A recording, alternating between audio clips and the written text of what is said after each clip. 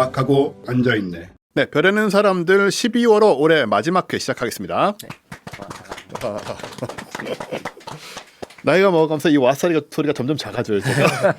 옛날에는 그냥 뻔뻔하게 막 크게 했는데, 오늘은 특별 게스트로 인하대 물리학과 김현철 교수님 나오셨습니다. 안녕하세요. 안녕하세요. 네. 그리고 늘 함께 하시는 서울대 물리천문학부 천문학 전공 홍승수 박사님 나오셨습니다. 네, 안녕하세요. 네. 자, 김현철 교수님은 우리 오정근 박사님하고 예전에 물리학자들로 고정 출연을 하셨잖아요. 예. 2년인가 하시지 않으셨나요? 꽤 오래. 1년. 1년. 예, 1년 네. 했습니다. 예. 엊그제 같은데 그것도 몇 년이 지났습니다. 여기서 하셨잖아요. 예, 바로 여기서 했죠. 예. 뭐 잘 지내셨죠 그 이후로? 예, 잘 지냈습니다. 그새 책도 2권 더 나왔고. 그렇죠. 예. 세계의 쿼크 2024년에. 예, 세계. 그리고 예. 오늘 또 새로 우주의 중심으로 사는 법이라는 이 책을 또 말씀을 해주실 건데 지난 11월에 이제 수능이 있었잖아요. 또 네. 전 세계적으로 화제더라고 이제는.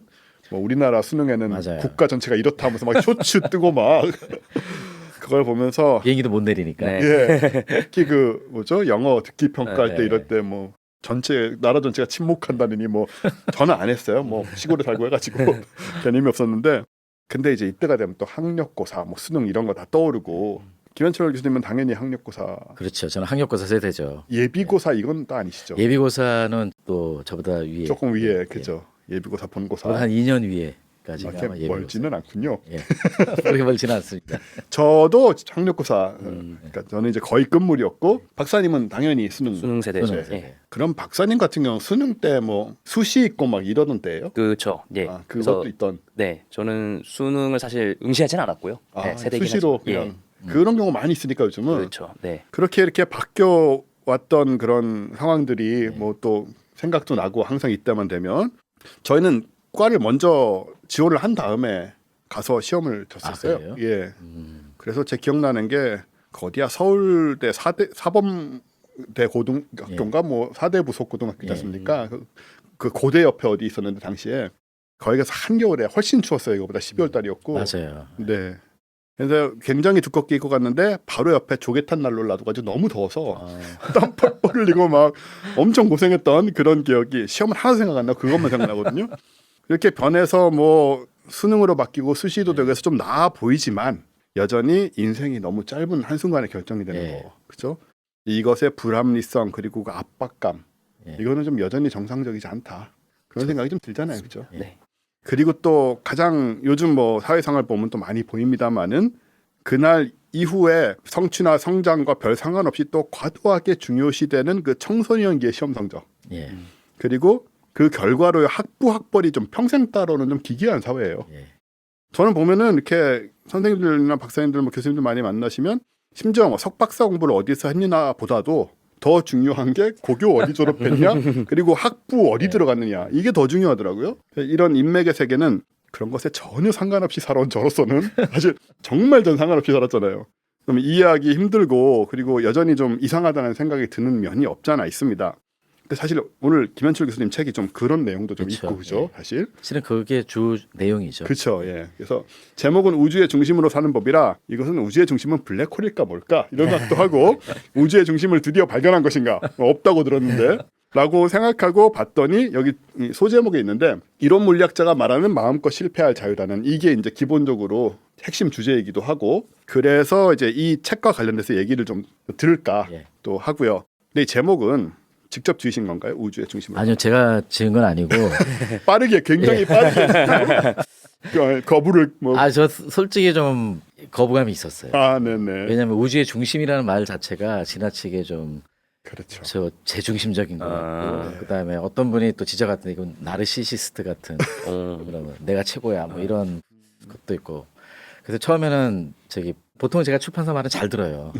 책의 판매에 대해서는 저보다 출판사가 훨씬 더 잘하니까. 네. 그럼에도 불구하고 반항을 했죠, 제가. 이건 좀 아닌 것 같다.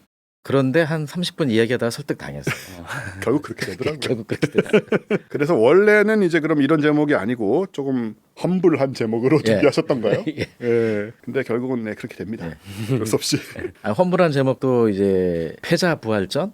요즘도 안 하는데 그러니까 이게 제목이 구리다고 다들. 90년대 정도. 그렇죠. 90년대 정도. 나이는 못 속인다.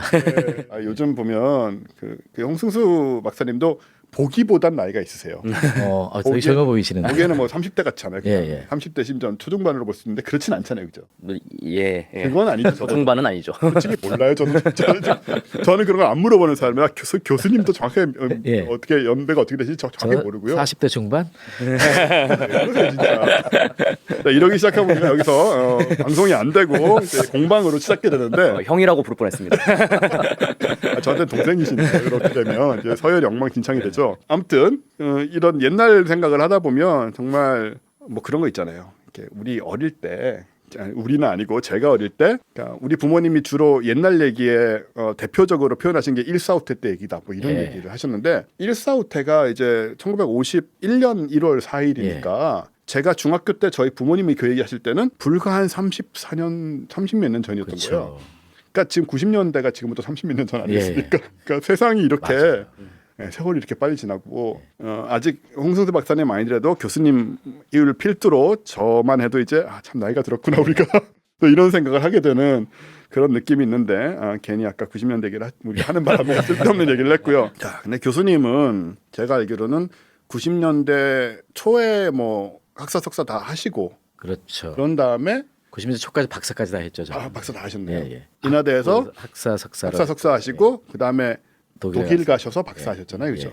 그러니까 사실 저보다도 꽤 연배가 있으신데 그리고 지금 이후로 30여 년간 물리학자로 살아오셨고 그렇죠. 그래서 우주의 중심을 발견하셨나 했지만 그 얘기는 아니고 그게 아니고 그건 아니고 보니까 그 기본적으로 그 삶의 자세, 철학 그렇죠. 예. 특히 이제 우리나라에 제가 대학에 있으니까 제가 부산대에서 10년, 그다음에 인하대로 또 옮겨서 17년, 거의 27년 넘게 네. 교수로 있으면서 특히 이제 1학년, 2학년들이 학교를 원하지 않는데 부산대를 들어왔다거나 예. 아니면 인하대를 들어왔다거나 그리고 나서 뭐 학교를 그만두고 다른 학교를 가는데 그게 뭐 이 과가 마음에 안 들어서 가는 건 괜찮은데 단지 좀 더 뭐 수능 성적 기준 또는 네네. 학력고사 기준에 더 나은 낫다라기보다는 뭐라 그러나 더 높은 성적을 받아야 갈 수 있는 학교 그런 걸 보면서 좀 마음이 아팠어요. 어떻게 보면은 쓸데없는 것에 그렇죠. 그 마음이 빼앗기고 거기에 정력이 빼앗기는 거니까 그거 아니라도 할 건 참 많은데 네. 그리고 저 자신도 또 어렸을 때 그런 경험들도 있고 그래서 여기서 좀 벗어날 수 있는 방법이 없을까. 이건 솔직히 한 십몇 년 전에 이런 책을 써야 되겠다고 좀 마음 먹었었어요. 은퇴가 가까우면. 그러면 왜 은퇴가 가까워서 이런 책을 출판할 생각을 했냐면 증거가 필요하잖아요. 보여줘야 될 게 필요하니까 어떻게 보면 증거를 모은 거죠. 나라 이런 사람들도 많다. 그런 증거를 모으는 과정이었고 그리고 또 은퇴할 때가 돼야 막 떠들 수가 있을 것 같아요. 책임감 없이. 뭐 나는 금방 눈치 없이. 거니까 그렇죠. 마음대로 눈치 해라. 없이. 좀 그런 면도 있고. 예. 네. 보니까 진짜 과학 얘기는 정말 적더라고요. 예, 과학 거의 얘기 별로 없는, 없어요. 예, 거의 없는. 그래도 저는 한 절반은 과학 얘기 왜 뭐 제목은 인문학적으로 쓰지만 사실은 대부분 과학 얘기가 많은 경우가 있잖아요. 근데 정말 그런 얘기가 아니고 진짜 인문 에세이라고 할 수 있는 좀 그런 책이 아닌가 생각이 되었고요. 사실 저도 그런 게 제가 이제 경희대 철학과 출신인데 두 가지였죠. 정말로 그때 저희 과에 들어와서 그렇게 그냥 한 몇 달 놀다가 학교를 떠난 애들이 있었어요. 근데 저희는 둘 다였어요. 학교도 저희 학교보다 뭐 학력고사 성적이 높은 학교로 가려는 친구도 있었지만 솔직히 철학과도 이제 어쩌다 들어오게 되는 케이스가 당시엔 진짜 많았거든요. 그때는 저는 철학과를 이제 가고 싶어서 간 케이스지만 그때 보면은 솔직히 말해서 실제로 저희 동기들 중에도 절반 정도가 철학과가 인문대서로 점수가 거의 낮기 때문에 가장 학력고사 점수가 그래서 온 케이스도 있었고 그래서 다른 과로 이제 가려는 그런 경우도 있었고 근데 지금까지도 심지어 제가 얼마 전에 제가 그 경희대 철학과 가서 강의를 할 일이 있어가지고 모교에서 불러서 가서 뭐 진로 이런 얘기를 했어요.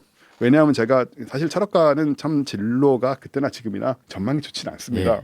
근데 가서 이제 이렇게 사는 방법도 있다라고 철학과 출신이지만 과학 커뮤니케이터를 하고 뭐 음악도 했고 뭐 이런 식으로 사는 방법도 있다라는 얘기를 하라고 부르신 것 같은데 그러면서 이제 우리 과가 어느 정도 지금 평가를 받고 있나고 검색을 해봤어요. 검색을 한 게 아니고 퍼플렉서티 AI한테 물어봤죠. 걔는 이제 검색 기반으로 얘기를 해주니까. 근데 제가 원했던 답은 경희대 철학과가 우리나라의 철학과 속에서 학문적인 입지를 어느 정도 갖고 있냐는 답을 듣고 싶은 거였어요. 근데 질문 나오는 게 그냥 저 수능 성적으로 줄을 지어서 바로 보여주는 거예요 저한테. 그래서 보다가 이거 말고 경희대 철학과가 실제로 얼마나 내실이 있으며 학계 내에서 뭐 교수님들이다 뭐 논문이 얼마나 나온다든가 이런 걸 난 보고 싶은 거다라고 했더니 이제 그제서야 다시 검색을 해서 내놓는데 야 이게 이렇다. AI까지도 너무나 당연하게 그 기준으로 얘기를 해준다는 게 저로서는 관심이 없거든요. 저는 그런데 그래서 그거 역시 다시 한번 느끼게 되는 우리나라 이런 많은 사람들이 이런 식으로 여전히 검색을 하고 보고 있다라는 걸 또 느끼게 하는 그런 사건이었습니다. 그래서 오늘 이런 얘기를 수능도 얼마 전에 끝났고 저는 수능 금방 끝낸 친구들한테는 너희가 자유롭게 놀 마지막 기회일 수 있다. 지금이 한두 달. 사실 저 때는 대학 가서 많이 놀았는데 요즘 대학 가서 못 놀잖아요. 또 옛날처럼. 그렇죠. 대학, 취업 준비도 해야 되고. 그러니까요. 저희는 1, 2학년 때는 그냥 노는 거였고 막 아무렇게나 살았는데 그리고 나중에 뭐 취준생 상태에서 마음 편하게 노는 게 아니니까 지금 한 2달 정도, 2-3달 정도가 너희들의 마지막 자유다 뭐 이런 얘기를 할 사람은 없고요. 그냥 페이스북에 그렇다라고 올려 아무도 안 보지만 젊은이들은 그리고 꼭 이 시기에 운전 면허를 따야 합니다.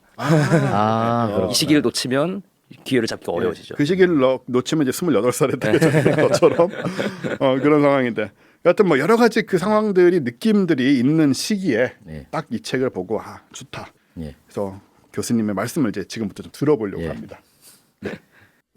그러면 또 이렇게 또 이 책은 그 과학책이 아니기 때문에 그 제가 그 예스24에 들어가 보니까 누가 별점 테러를 했더라고요. 별점 2개를 딱 주면서 과학책인 줄 알았더니 과학책이 아니라고 학업에 관한 책이라고. 근데 학업에 관한 책은 또 아닌데 아니, 자기 학업에 관한 책이라고 써놨더라고요. 그래서 본인이 잘 알고 봐야지. 뭐 몇 점을 그렇게 테러하면 그래도 근데 저는 뭐 책은 제 손을 떠난 순간 독자들의 것이니까 그렇긴 하죠. 제가 할 수 있는 건 아니잖아요. 그런데 이 책은 말 그대로 과학책이 아니고 제가 대학에 들어가서 그다음에 특히 제자들을 가르치면서 어떻게 가르치려고 제가 했고 또 제자들은 또 그 잘 배워가지고 소위 대한민국에서 얘기하는 건 학벌 그런 것도 어떻게 잘 극복해 나갔는지 그걸 좀 이야기 드리려고 싶어요. 그래서 젊었을 때는 대학에 좋은 데 못 가면 세상이 다 무너지는 것 같거든요. 근데 아니거든요. 아니죠. 전혀 아닌데 그거를 가능하면 빨리 깨달을수록 본인한테 좋거든요. 이제 그 얘기를 하고 싶은 거죠. 그래서 오늘 뭐 이 얘기를 하려면 제 소개부터 좀 하는 게 좋을 것 같아서 제가 그 PPT 자료를 물론 예전에 제가 과학하고 앉아있는 일을 했습니다만 제 소개하려고 좀 준비를 해왔어요. 그래서 잠깐 보여드리면서 하겠습니다. 여기서 또 과학 얘기가 좀 나오긴 하더라고요. 과학 왜냐하면 이제 이 과학하고 앉아있는잖아요. 그러니까 우리가 과학하고 앉아있는데 과학 얘기를 안 할 수가 없잖아요. 그리고 저는 이 과학과 사람들이라는 게 너무 좋아요. 솔직히 제가 과학하고 앉아있는에서 불러서 한 1년 같이 했을 때도 과학과 사람들, 그 사람들의 고만이 너무 좋더라고요. 왜냐하면 과학도 사람이 하는 거거든요. 사람이 하는 거고 제가 오늘 이야기하려고 하는 것도 결국 사람 이야기거든요. 그렇기 때문에 제 소개부터 할게요. 그래서 저는 좀 생소한 분야를 해요. 물리학에서는 강입자 물리학이라고 입자 물리학하고 그 핵물리학 중간쯤 되는. 그러니까 핵물리학 입장에서 보면 이제 핵물리학으로 들어가는 포탈쯤 되는 거고 입자 물리학에서는 그 입자 물리학 워낙 넓으니까 뭐 시공간도 다르고 많은 걸 실험할 수 없는 영역도 다르고 하지만 저는 그 양력, 강력, 전자기력, 중력 중에서 중력은 빼고 나머지 그러니까 양력, 강력, 전자기력 그래서 뭐 주로 입자들의 구조 그 중에서도 제가 가장 관심 있는 게 보이는 세상이에요. 천문학 오늘 천문학자도 계시지만 보이지 않는 세상이 훨씬 크잖아요. 그죠 우주는. 근데 저는 딱 그 5%의 보이는 세상에 대해서 그 중에서도 이제 가장 근본적인 그러니까 주로 양성자, 중성자 또는 그 외에 다른 입자들 연구하는 게 이제 제가 연구하는 분야입니다. 그래서 동영상을 잠깐 이제 이게 아마 제퍼슨 랩에서 만든 것 같은데요. 보여드릴게요.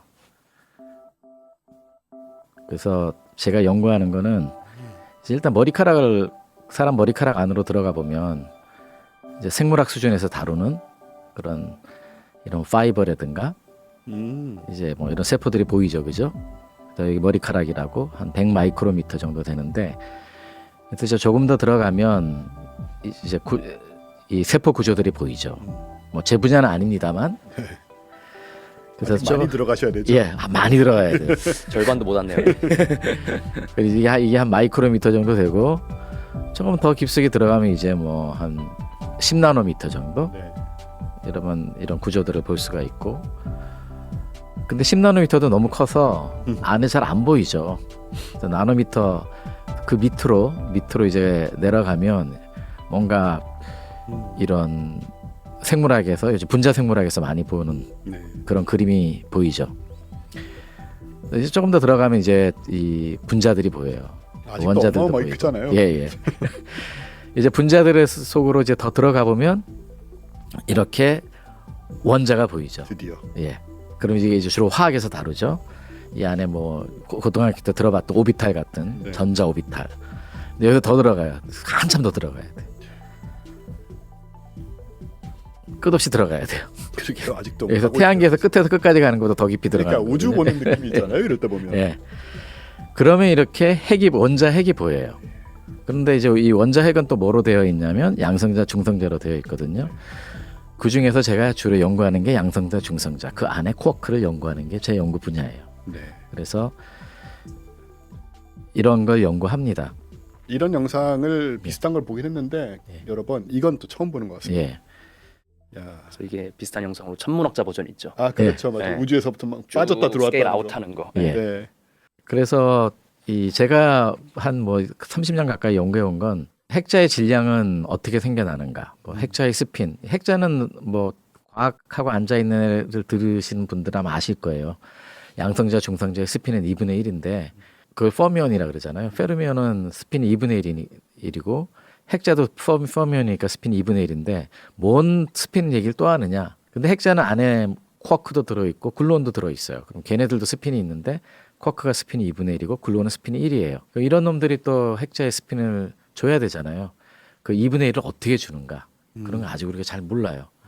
그래서 이 모든 것에서 제일 어려운 게 글루온이에요. 이제 글루온은 강력에서 쿼크와 쿼크 사이에 힘을 이제 매개해주는 입자인데 이게 가장 어려운 입자 중에 하나입니다. 다루기 곤란하고. 그래서 아마 앞으로 2030년대, 40년대 이렇게 제가 은퇴하고 나서도 계속 연구될 분야에 중요한 게 바로 이 글루온이에요. 그래서 글루온을 이해하는 게 매우 중요합니다. 그런데 이게 또 아주 어려워요.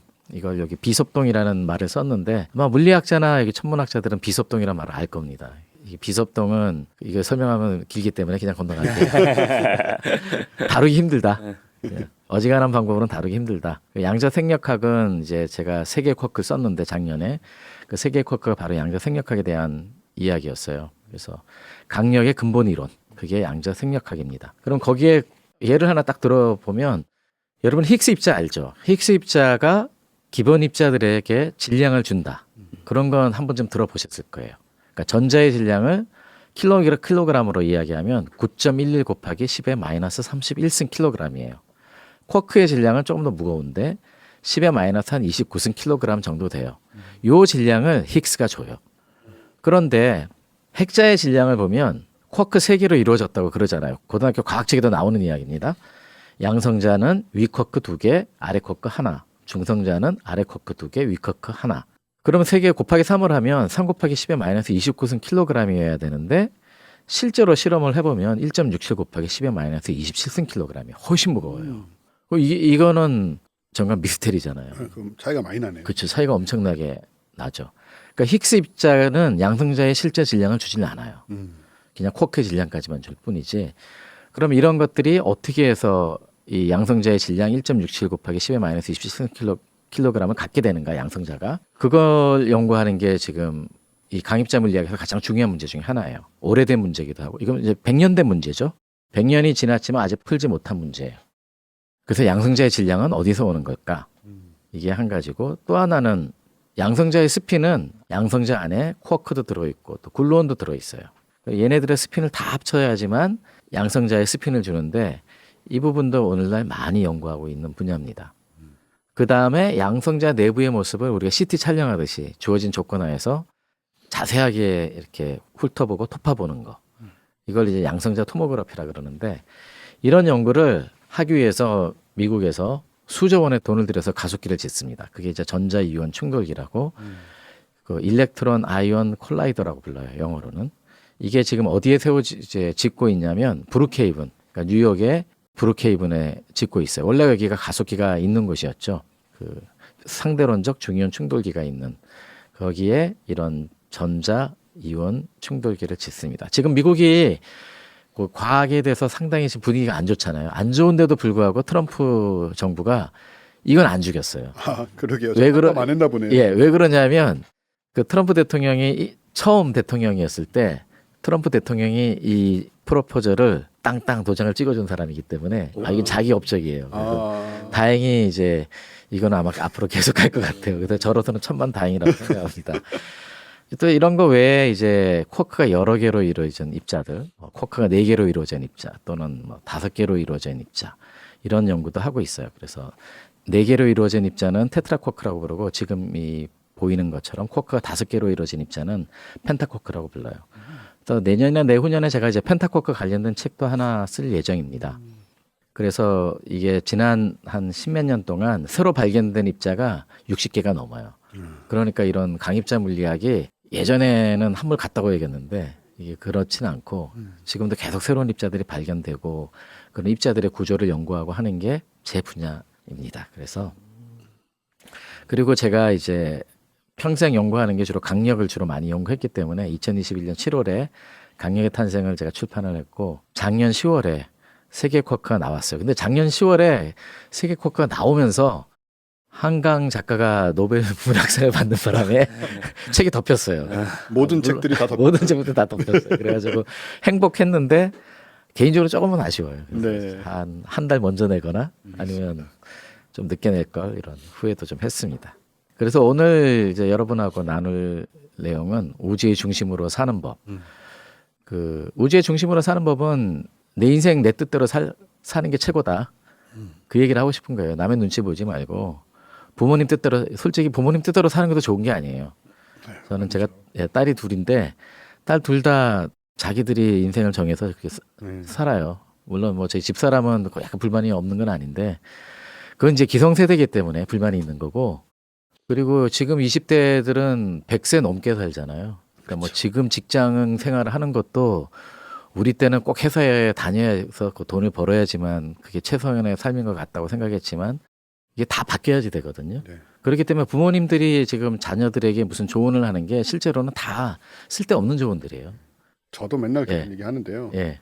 세상이 이대로 있을 리가 없기 때문에 예. 특히 요즘 뭐 기술 AI 맞아요. 이런 게 다 예. 생겨났는데 우리 때도 어느 정도는 그랬지만은 지금부터는 뭐 기성세대의 경험으로 이렇게 하면 뭐 잘 살 수 있다는 예. 게 아무 통할 리가 전혀 없다라는. 맞습니다. 예. 근데 제가 이렇게 말을 막 할 때가 이제 은퇴할 때가 됐기 때문에 조금 막 해도 될 것 같아가지고 좀 막 하는데 부모님 말씀 듣지 마세요.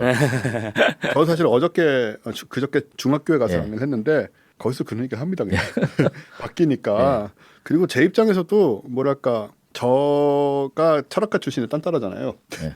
근데 지금 13년째 하고 있는데도 가끔씩 이렇게 교수님 같이 이런 얘기 이렇게 보고 있으면 내가 왜 여기 앉아있지라는 생각이 들면서도 야 이거를 13년 동안 내가 하고 있구나. 그러니까 이런 식으로 얼마든지 살아가는 방법은 우리 때도 그랬는데 앞으로는 더 할 것이고. 그렇죠. 예. 그래서 제가 어제 통계를 봤는데요.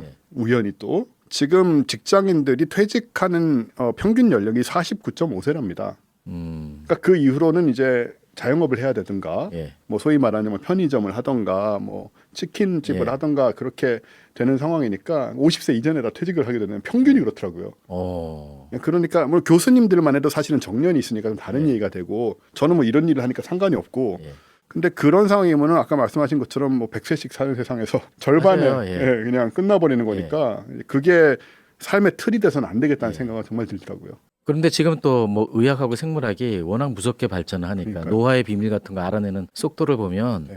제 생각에 지금 10대들, 20대 초반 또는 10대들은 120살도 볼 수가 있거든요. 그런 얘기 하더라고요. 그럼 50에 은퇴해서 70년은 뭐라고 살아야 돼요. 그러니까요. 그러니까 부모님들이 그렇게 조언하면 안 돼요. 맞아요. 맞습니다. 그게 자식 망치는 길이거든요. 네. 차라리 차라리 좀 좀 부모님들이 들었으면 좋겠어요. 예, 정말 이런 식으로 좀 주체적으로 예. 유연하게 사는 예. 그런 능력이 훨씬 더 중요하다. 이런 얘기를 저도 하는 얘기라서 예. 너무 와닿습니다. 이 예. 저 실제로 이 책을 쓴 이유가 물론 제가 물리학을 했기 때문에 특히 그중에서 이론 물리학을 했기 때문에 이론 물리학을 한 학생들 그걸 전공한 사람들 이야기가 중심을 이루긴 하지만 꼭 물리학이 아니래도 되거든요. 이 책에서는 꼭 물리학 이야기를 하려고 했던 건 아니고 거기 벗어나서도 정말 내가 원하는 삶 딴따로로 사는 게 어때요?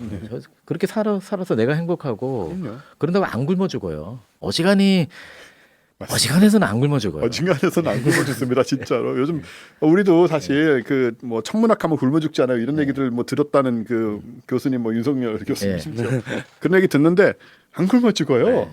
큰 부자가 안 될지 몰라도. 맞아요. 네.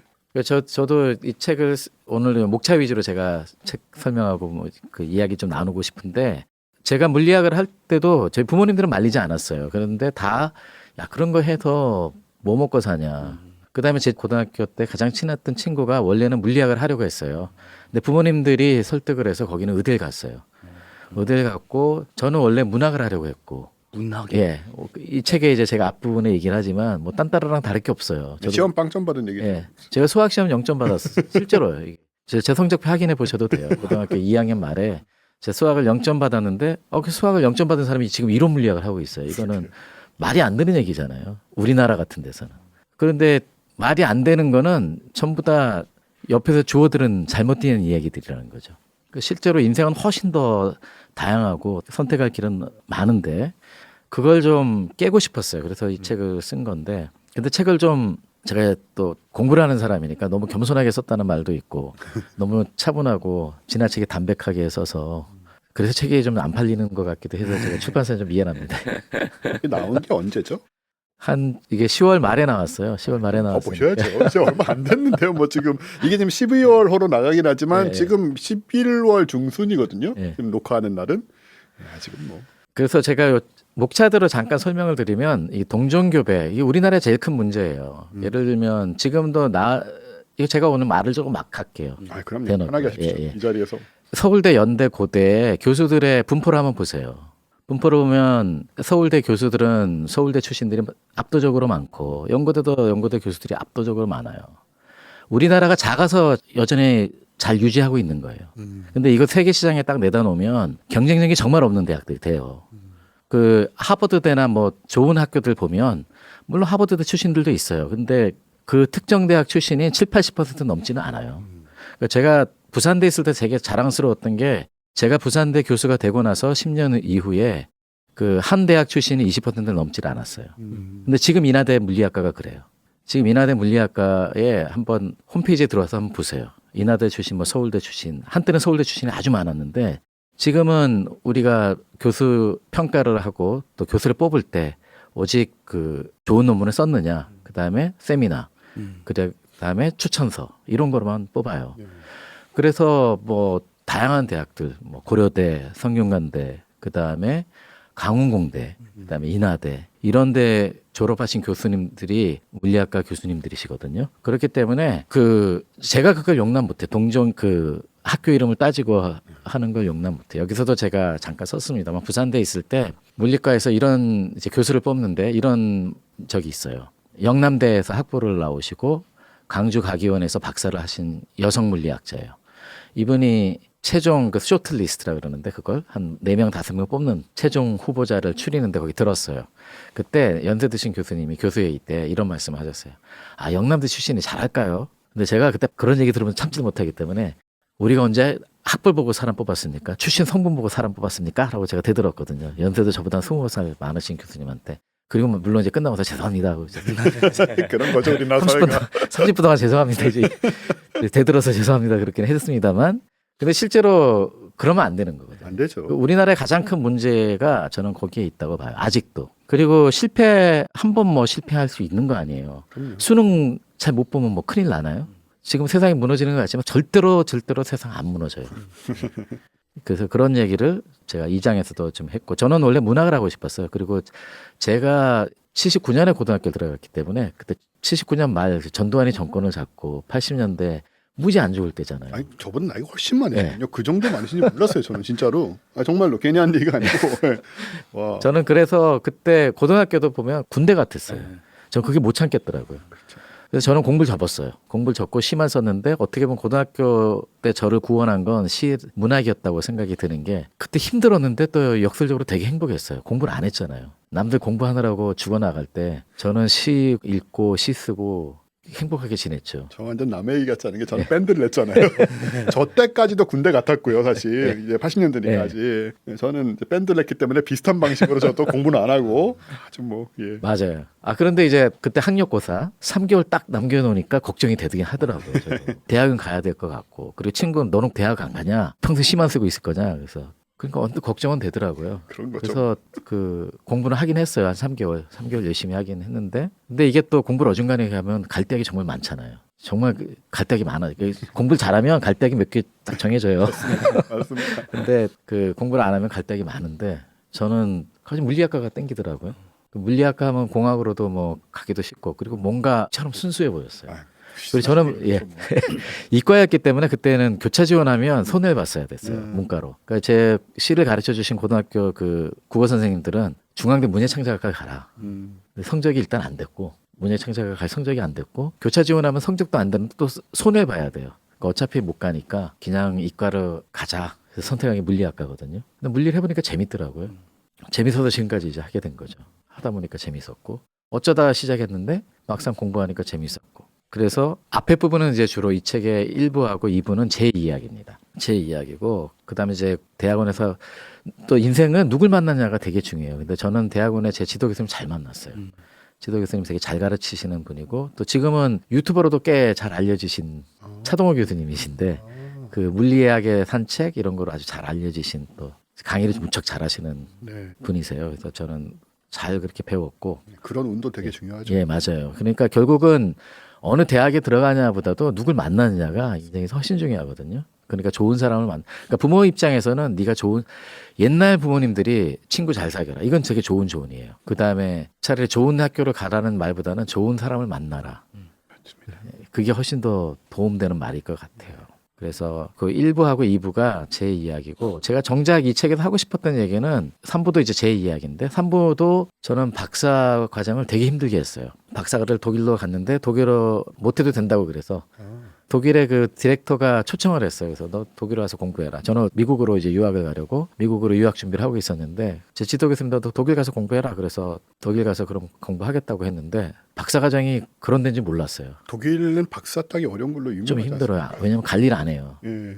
미국은 등록금도 내고 연구비도 있고 하니까 관리를 해주잖아요. 독일은 관리를 안 해요. 특히 그 제 지도 교수님 연배 그 시대만 해도 네. 그냥 학생이 알아서 해야 돼요. 제가 책에도 썼는데 처음에 한 달은 한 3개월은 미국 교수님한테 배웠어요. 그래서 잘 배웠는데 미국 교수님 이제 미국 가버리셨어요. 그래서 제 지도 교수님 찾아가가지고 이제 뭐 해야 되냐고 물어봤더니 넌 박사과정 학생이니까 네가 알아서 하라고 그러더라고요. 정말 근데 화가 나더라고요. 아 저는 그 독일로 딱 유학 오면 지도 교수 막 잘 가르쳐주고 선진 시스템 뭐 그렇죠. 이런 거죠. 선진 시스템 차곡차곡 근데 한국보다 후진 시스템. 네가 알아서 해 기자. 근데 나중에 보니까 그게 살아남는 법이었어요. 그냥 내가 혼자서 자충우돌하면서 무척 힘들었거든요 그때. 그리고 저는 그때 가보니까 연구소에 있는 독일 학생들은 다 3년 만에 끝내더라고요. 근데 제가 간 연구소는 돈을 줘요. 돈을 많이 주기 때문에 본대학교에 제가 이제 본에서 하기로 했는데 본대학교에서 뛰어난 학생들만 박사과정으로 와요. 네. 그러니까 석박사 과정으로 뛰어난 애들이 오는데 뭐 상위 한 10% 5% 안에 드는 애들이래요. 근데 얘네들은 또 다 3년 만에 박사를 하고 나가요. 그러니까 제가 3년 만에 박사를 못하면 전 바보가 되는 거예요. 어떻게든 3년 만에 해야 되잖아요. 그래서 이제 한국 분들 만나서 난 3년 만에 박사를 해야 된다 그러면 그 열심히 하면 잘 될 거야 이런 얘기를 해줘야 되는데 절대로 못 끊는다고. 5년 10년 걸린다고 그렇게 얘기해 주는 거예요. 그래서 혹시 이 중에서도 이제 유학 가실 분들은 남의 네거티브하게 얘기하는 거 그런 거 듣지 마세요. 네. 내 인생인데. 그렇죠. 그다음에 그 사람들은 나의 행복을 안 바래요. 맞아요. 나의 행복을 바라는 사람들은 없어요. 세상에. 관심도 없고요. 맞아요. 부모님들 정도. 그다음 아주 친한 친구 한둘. 그 외에는 모든 사람은 내가 잘 되는 것에 관심 없어요. 그렇기 때문에 그분들한테 조언을 구하는 거 별로 바람직하지 않아요. 완전 농감입니다. 진짜. 그 말할 기회가 있어서 그냥 하는 거거든요. 예, 그분들은 실제로 관심도 없고 뭐 애정도 없는 경우가 대부분이라 맞아요. 예. 의미가 없죠. 예. 그래서 저는 그런 얘기를 하고 싶었던 거예요. 어떻게 보면은 뭐 좀 처절한 얘기일 수도 있지만, 그러니까 부모님은 그래도 자식을 사랑하니까 자신을 위해서 해주는 얘기지만 경험이 일천하기 때문에 그다음에 다른 시대에 살고 있기 때문에 그 조언을 해주지 않은 게 자식한테 도움되는 거고요. 맞죠. 예. 그런 얘기를 저는 하고 싶고, 근데 저는 박사학위를 2년 363일 만에 끝냈어요. 우와. 예, 3년에 딱 이틀. 야, 그래도 드라마. 악착같이 해가지고 그래서 좋은 성적은 못 받았어요 제가. 아니 근데 사실 인문 쪽도 그렇고 예. 독일 가서 박사하시다가 박사 못 끝내고 오신 분들 진짜 많거든요. 왜냐면 관리를 안 해줘요. 예. 예. 교수가 관리를 안 하거든요. 긴 세월 하시다가 그냥 예. 포기하고 오신 분들 정말 많아서. 왜냐하면 자기가 관리를 안 하고 그 교수가 관리를 안 해주니까 그 뭐 조금 하루 이틀 열심히 안 하는 게 쌓이다 보면 5년 가고 뭐 10년 가는 거거든요. 그럼 독일어는 정말 필요 없었나요? 아니요, 독일어 이게 또 할 말이 있습니다. 재밌는 얘기가 있어요, 이게. 제가 이제 이렇게 본에서 박사를 하려면 1년 동안은 학생이어야 돼요, 적어도. 그런데 본 대학에 그러니까 제 지도 교수님이 두 분이신데 두 번째 지도 교수님은 디렉터세요. 첫 번째 지도 교수님은 네 혼자 알아서 하라는 거고, 제 디렉터는 저의 이렇게 정신적인 지주가 되어 주시는 분이셨는데 이분은 독일어 공부 안 해도 된다 그랬는데 이분이 모르셨던 거예요. 본 대학에 1년 동안 학생이려면 독일어 시험에 합격을 해야 돼요. 아이고. 그런데 그걸 언제 알았냐면 2주 전에 한 거예요. 독일어 시험을 봐야 된다는 거. 그래서 이제 지도 교수님한테 이야기를 했죠. 그랬더니 지도 교수가 심각하게 보더니 걱정하지 말래. 내가 한번 알아보겠대요. 그러더니 한 시간 후에 저한테 오셨어요. 근데 이분이 저랑 항상 영어로 말씀하셨는데 갑자기 저를 부르기로 헤어킴 하고 그런 거예요. 독일어로 헤어킴. 불안하다. 그러면서 지금 독일어로 저한테 계속 얘기를 하는 거예요. 그 비서한테 가서 본 대학에 전화를 하래. 아무 문제 없으니까 본 대학에 전화를 하라는 거예요. 그래서 이제 지도 교수님 말씀하시니까 또 비서한테 가서 얘기를 했죠. 이제 본에 전화를 하라고 그러는데 어떻게 하냐 그러니까 비서분이 써주더라고요. 써주면서 독일어로 읽으래요 전화를. 그러니까 제가 기억나요. Ich habe gerade von Herrn Speth gehört. 하면서 이제 적어놓은 걸 제가 그대로 읽어. 지금도 제가 그 문장을 기억을 하는데 지금 제가 슈펙 교수님한테 들었는데요. 전화라고 뭐 이제 이런 식으로 독일을 했어요. 또 그래서 대강은 그때 한 3년, 2년 좀 지났을 때이기 때문에 독일을 어느 정도는 다는 이해 못해도 대강은 이해를 했었을 때예요. 그래서 그랬더니 뭐 일주일 후에 와서 인터뷰를 좀 하자는 거예요. 그래서 이제 일주일 후에 갔어요. 갔더니 박사과정이기 때문에 필기 시험은 안 봐도 되고 구두 시험만 보면 된다는 거예요. 그래서 어떻게 보냐니까 이런 과학 관련 이런 에세이를 하나 주고 사전도 같이 주고 30분 동안 읽은 다음에 질의응답 시간을 갖는 거라는 거예요. 한 30분 동안. 그러면서 이제 엑젬플러를 하나 주더라고요. 이 엑젬플 하나 주면서 보래요. 그래서 이대로 나오는 거냐고 그랬더니 그건 아니라고 그냥 한번 보라고. 그리고 줘서 이제 연구소에 와서 독일 친구들한테 보여줬잖아요. 근데 독일 친구들은 제 인생에 관심 없어요 진짜. 아무리 친구라도 딱 보더니 야 넌 떨어졌다. 나도 떨어지겠다. 이러는데 기를 팍팍 죽이더라고요. 근데 실제로도 화산에 대한 내용이었는데 지질학 관련 이게 내용이 어렵더라고요. 그래서 그때부터 한 2주 동안 이제 뭐 사이언티픽 아메리칸의 독일어 버전이 스펙트럼이라는 잡지가 있어요. 그 잡지 한 권 사가지고 거기 있는 글을 열심히 2주간 읽은 거예요. 헛짓을 한 거죠. 근데 내 지도 교수님은 다 계획이 있었던 거예요. 전화를 하고 저한테 아무 문제가 없다는 거는 제 사정을 본 대학에다가 열심히 얘기해요. 얘는 독일어 시험을 봐야 된다는 걸 몰랐다. 이거 설명을 다 했던 거예요. 딱 갔더니 엑젬플러로 준 걸 똑같이 시험 그럴 줄 알았어. 그럴 줄 알았어. 아까 느낌. 그런데 제가 안 읽고 갔거든요. 이거는 이 시험 문제 이대로 안 나온다 그랬잖아요. 그걸 믿은 거예요. 제가. 그래서 준비를 안 해가서 이제 거기서 또 열심히 읽는다고. 그래가지고 이제 다 읽고 시험을 보는데 제가 대답을 버벅거리면서 하니까 정말 기억이 나는 질문인데 그럼 다른 걸 묻겠다는 거예요. 그래서 저한테 독일어로 Was ist ein Atom 그러는 거예요. 원자가 무엇이에요? 라고 이제 묻는 거예요. 그래서 제가 뭐라 그러냐면 아톰은 아주 작은 거예요. 독일어로 대답할 수 있는 아주 간단한. 그러더니 그때 그분이 하는 시험관이 독일어로 표현 중에 한쪽 눈 감고 통과라는 말이 있어요. 네. 그 말은 뭐냐 봐줄 테니까 대신에 조건이 있다. 네가 독일어 공부를 남은 1년 동안 열심히 한다는 조건 아래 그 맨 뒤로 합격을 시켜주겠다. 그래서 이제 겨우 합격을 했었죠. 야, 이게 저는 지금 말씀드리면서 저하고 참 비슷한 경험이 있으시다는 생각을 하는 게 제가 영국에서 음대를 갔거든요. 예. 한국에 철학과 말고 영국 가서 이제 기타 학교를 다니느라 진짜 딴따라예요. 예. 갔는데 그때도 이제 영국은 4년제 그냥 학부니까 그거는 다시 4년제인데 1년 파운데이션 하고 2년부터 이제 디그리 코스로 들어가는 그런 과정인데 1년 파운데이션 하고 디그리로 들어가야 되는데 영어 시험이 있다는 얘기를 저한테 제가 잘 몰라가지고 예. 영어 시험을 놓친 거예요 아예. 그러니까 토플 같은 거 쳤어야 되는데 안 친 거예요 디그리 들어가려면. 그래서 큰일 났다 어떻게 해야 되냐. 저는 지나버린 거니까 예. 시간이. 그래서 저희 가르치는 교수한테 가서 당시 이제 학과장이죠. 학과장한테 가서 나 영어 시험 안 치는데 어떡하면 되냐고. 보더니 너 영어 되잖아. 뭐 되네? 그랬더니 괜찮아. 알아서 내가 해결해 줄게. 하더니 또 그걸 또 해결해 주는 거예요. 그게 우리나라 같은 택도 없는 일인데 맞아요. 예. 거기는 오히려 신뢰가 있어서 예. 1년 동안 봐왔으니까 네가 시험을 치는 게 좀 중요한 게 아니야. 영어 되는데 뭐 하는 걸 보증을 해줘가지고 제가 통과를 했거든요. 그렇죠. 아니 들으면서 딱좀 문제감이 막 느껴져서 아, 맞다 저런 게 있어라는 좀 그런 생각이 드네요. 전 지도 교수님을 본인이 이제 그렇게 얘기를 했으니까 네. 책임을 진 거죠. 그러게 말입니다. 그래서 저는 그래도 이제 시험은 봤어요. 저는 시험도 안 보고. 시험은 보고 합격은 했고 네. 그 다음에 이제 제가 박사 끝나고 진짜 제가 행복하게 지낸 거는 박사 끝나고 연구원으로 이제 보쿰 대학에 가서 연구원으로 지냈을 텐데 그때 러시아 친구들을 만났어요. 근데 이 러시아 친구들이 그 란다우라고 러시아에서 소비에트 유니온 옛날 그러니까 소련 구소련 때 소련의 물리학의 신 이제 레프 란다우라는 네. 분이거든요. 그분의 그 학생. 그러니까 그걸 이제 란다우 스쿨이라고 불러요. 그 란다우 스쿨에 소속되어 있는 친구들하고 이제 만나게 된 거예요. 근데 딱 만나서 얘기를 하는데 그때 저 자괴감이 들었어요. 제가 그때 벌써 물리를 그 10년을 넘게 했을 때 아니에요. 박사까지. 10년 동안 물리를 했는데 제가 상대가 안 되는 거예요. 물리학의 깊이와 이론 물리가 그 아는 그 범위가 기가 확 죽었거든요. 이제 여기서 이제 삶의 지혜가 뭐냐면 저보다 잘하는 사람을 만났을 때 어떻게 해야 되는가. 그걸 이제 제가 책에 썼는데 제일 좋은 거는 비교하지 마세요. 그러니까 선생님으로 삼으면 돼요. 저보다 잘하는 사람 무조건 선생님으로 삼으면 누구 이익이냐면 제 이익이에요. 그리고 선생님으로 삼으면 상대는 되게 좋아해요. 자기가 가르치니까 제가 그리고 한 수 아래에서 고맙다고 그러니까 그쪽에서 싫어하지 않거든요. 물론 가르치는 걸 또 싫어하는 사람도 있긴 있어요. 그런 사람들은 뭐 그냥 존경만 하고 그러면 되는 거고. 그래서 절대로 열등감 같은 거 느끼지 마죠. 그때 한 열등감을 2주는 가졌었어요. 2주 동안 난 뭐하고 살았지?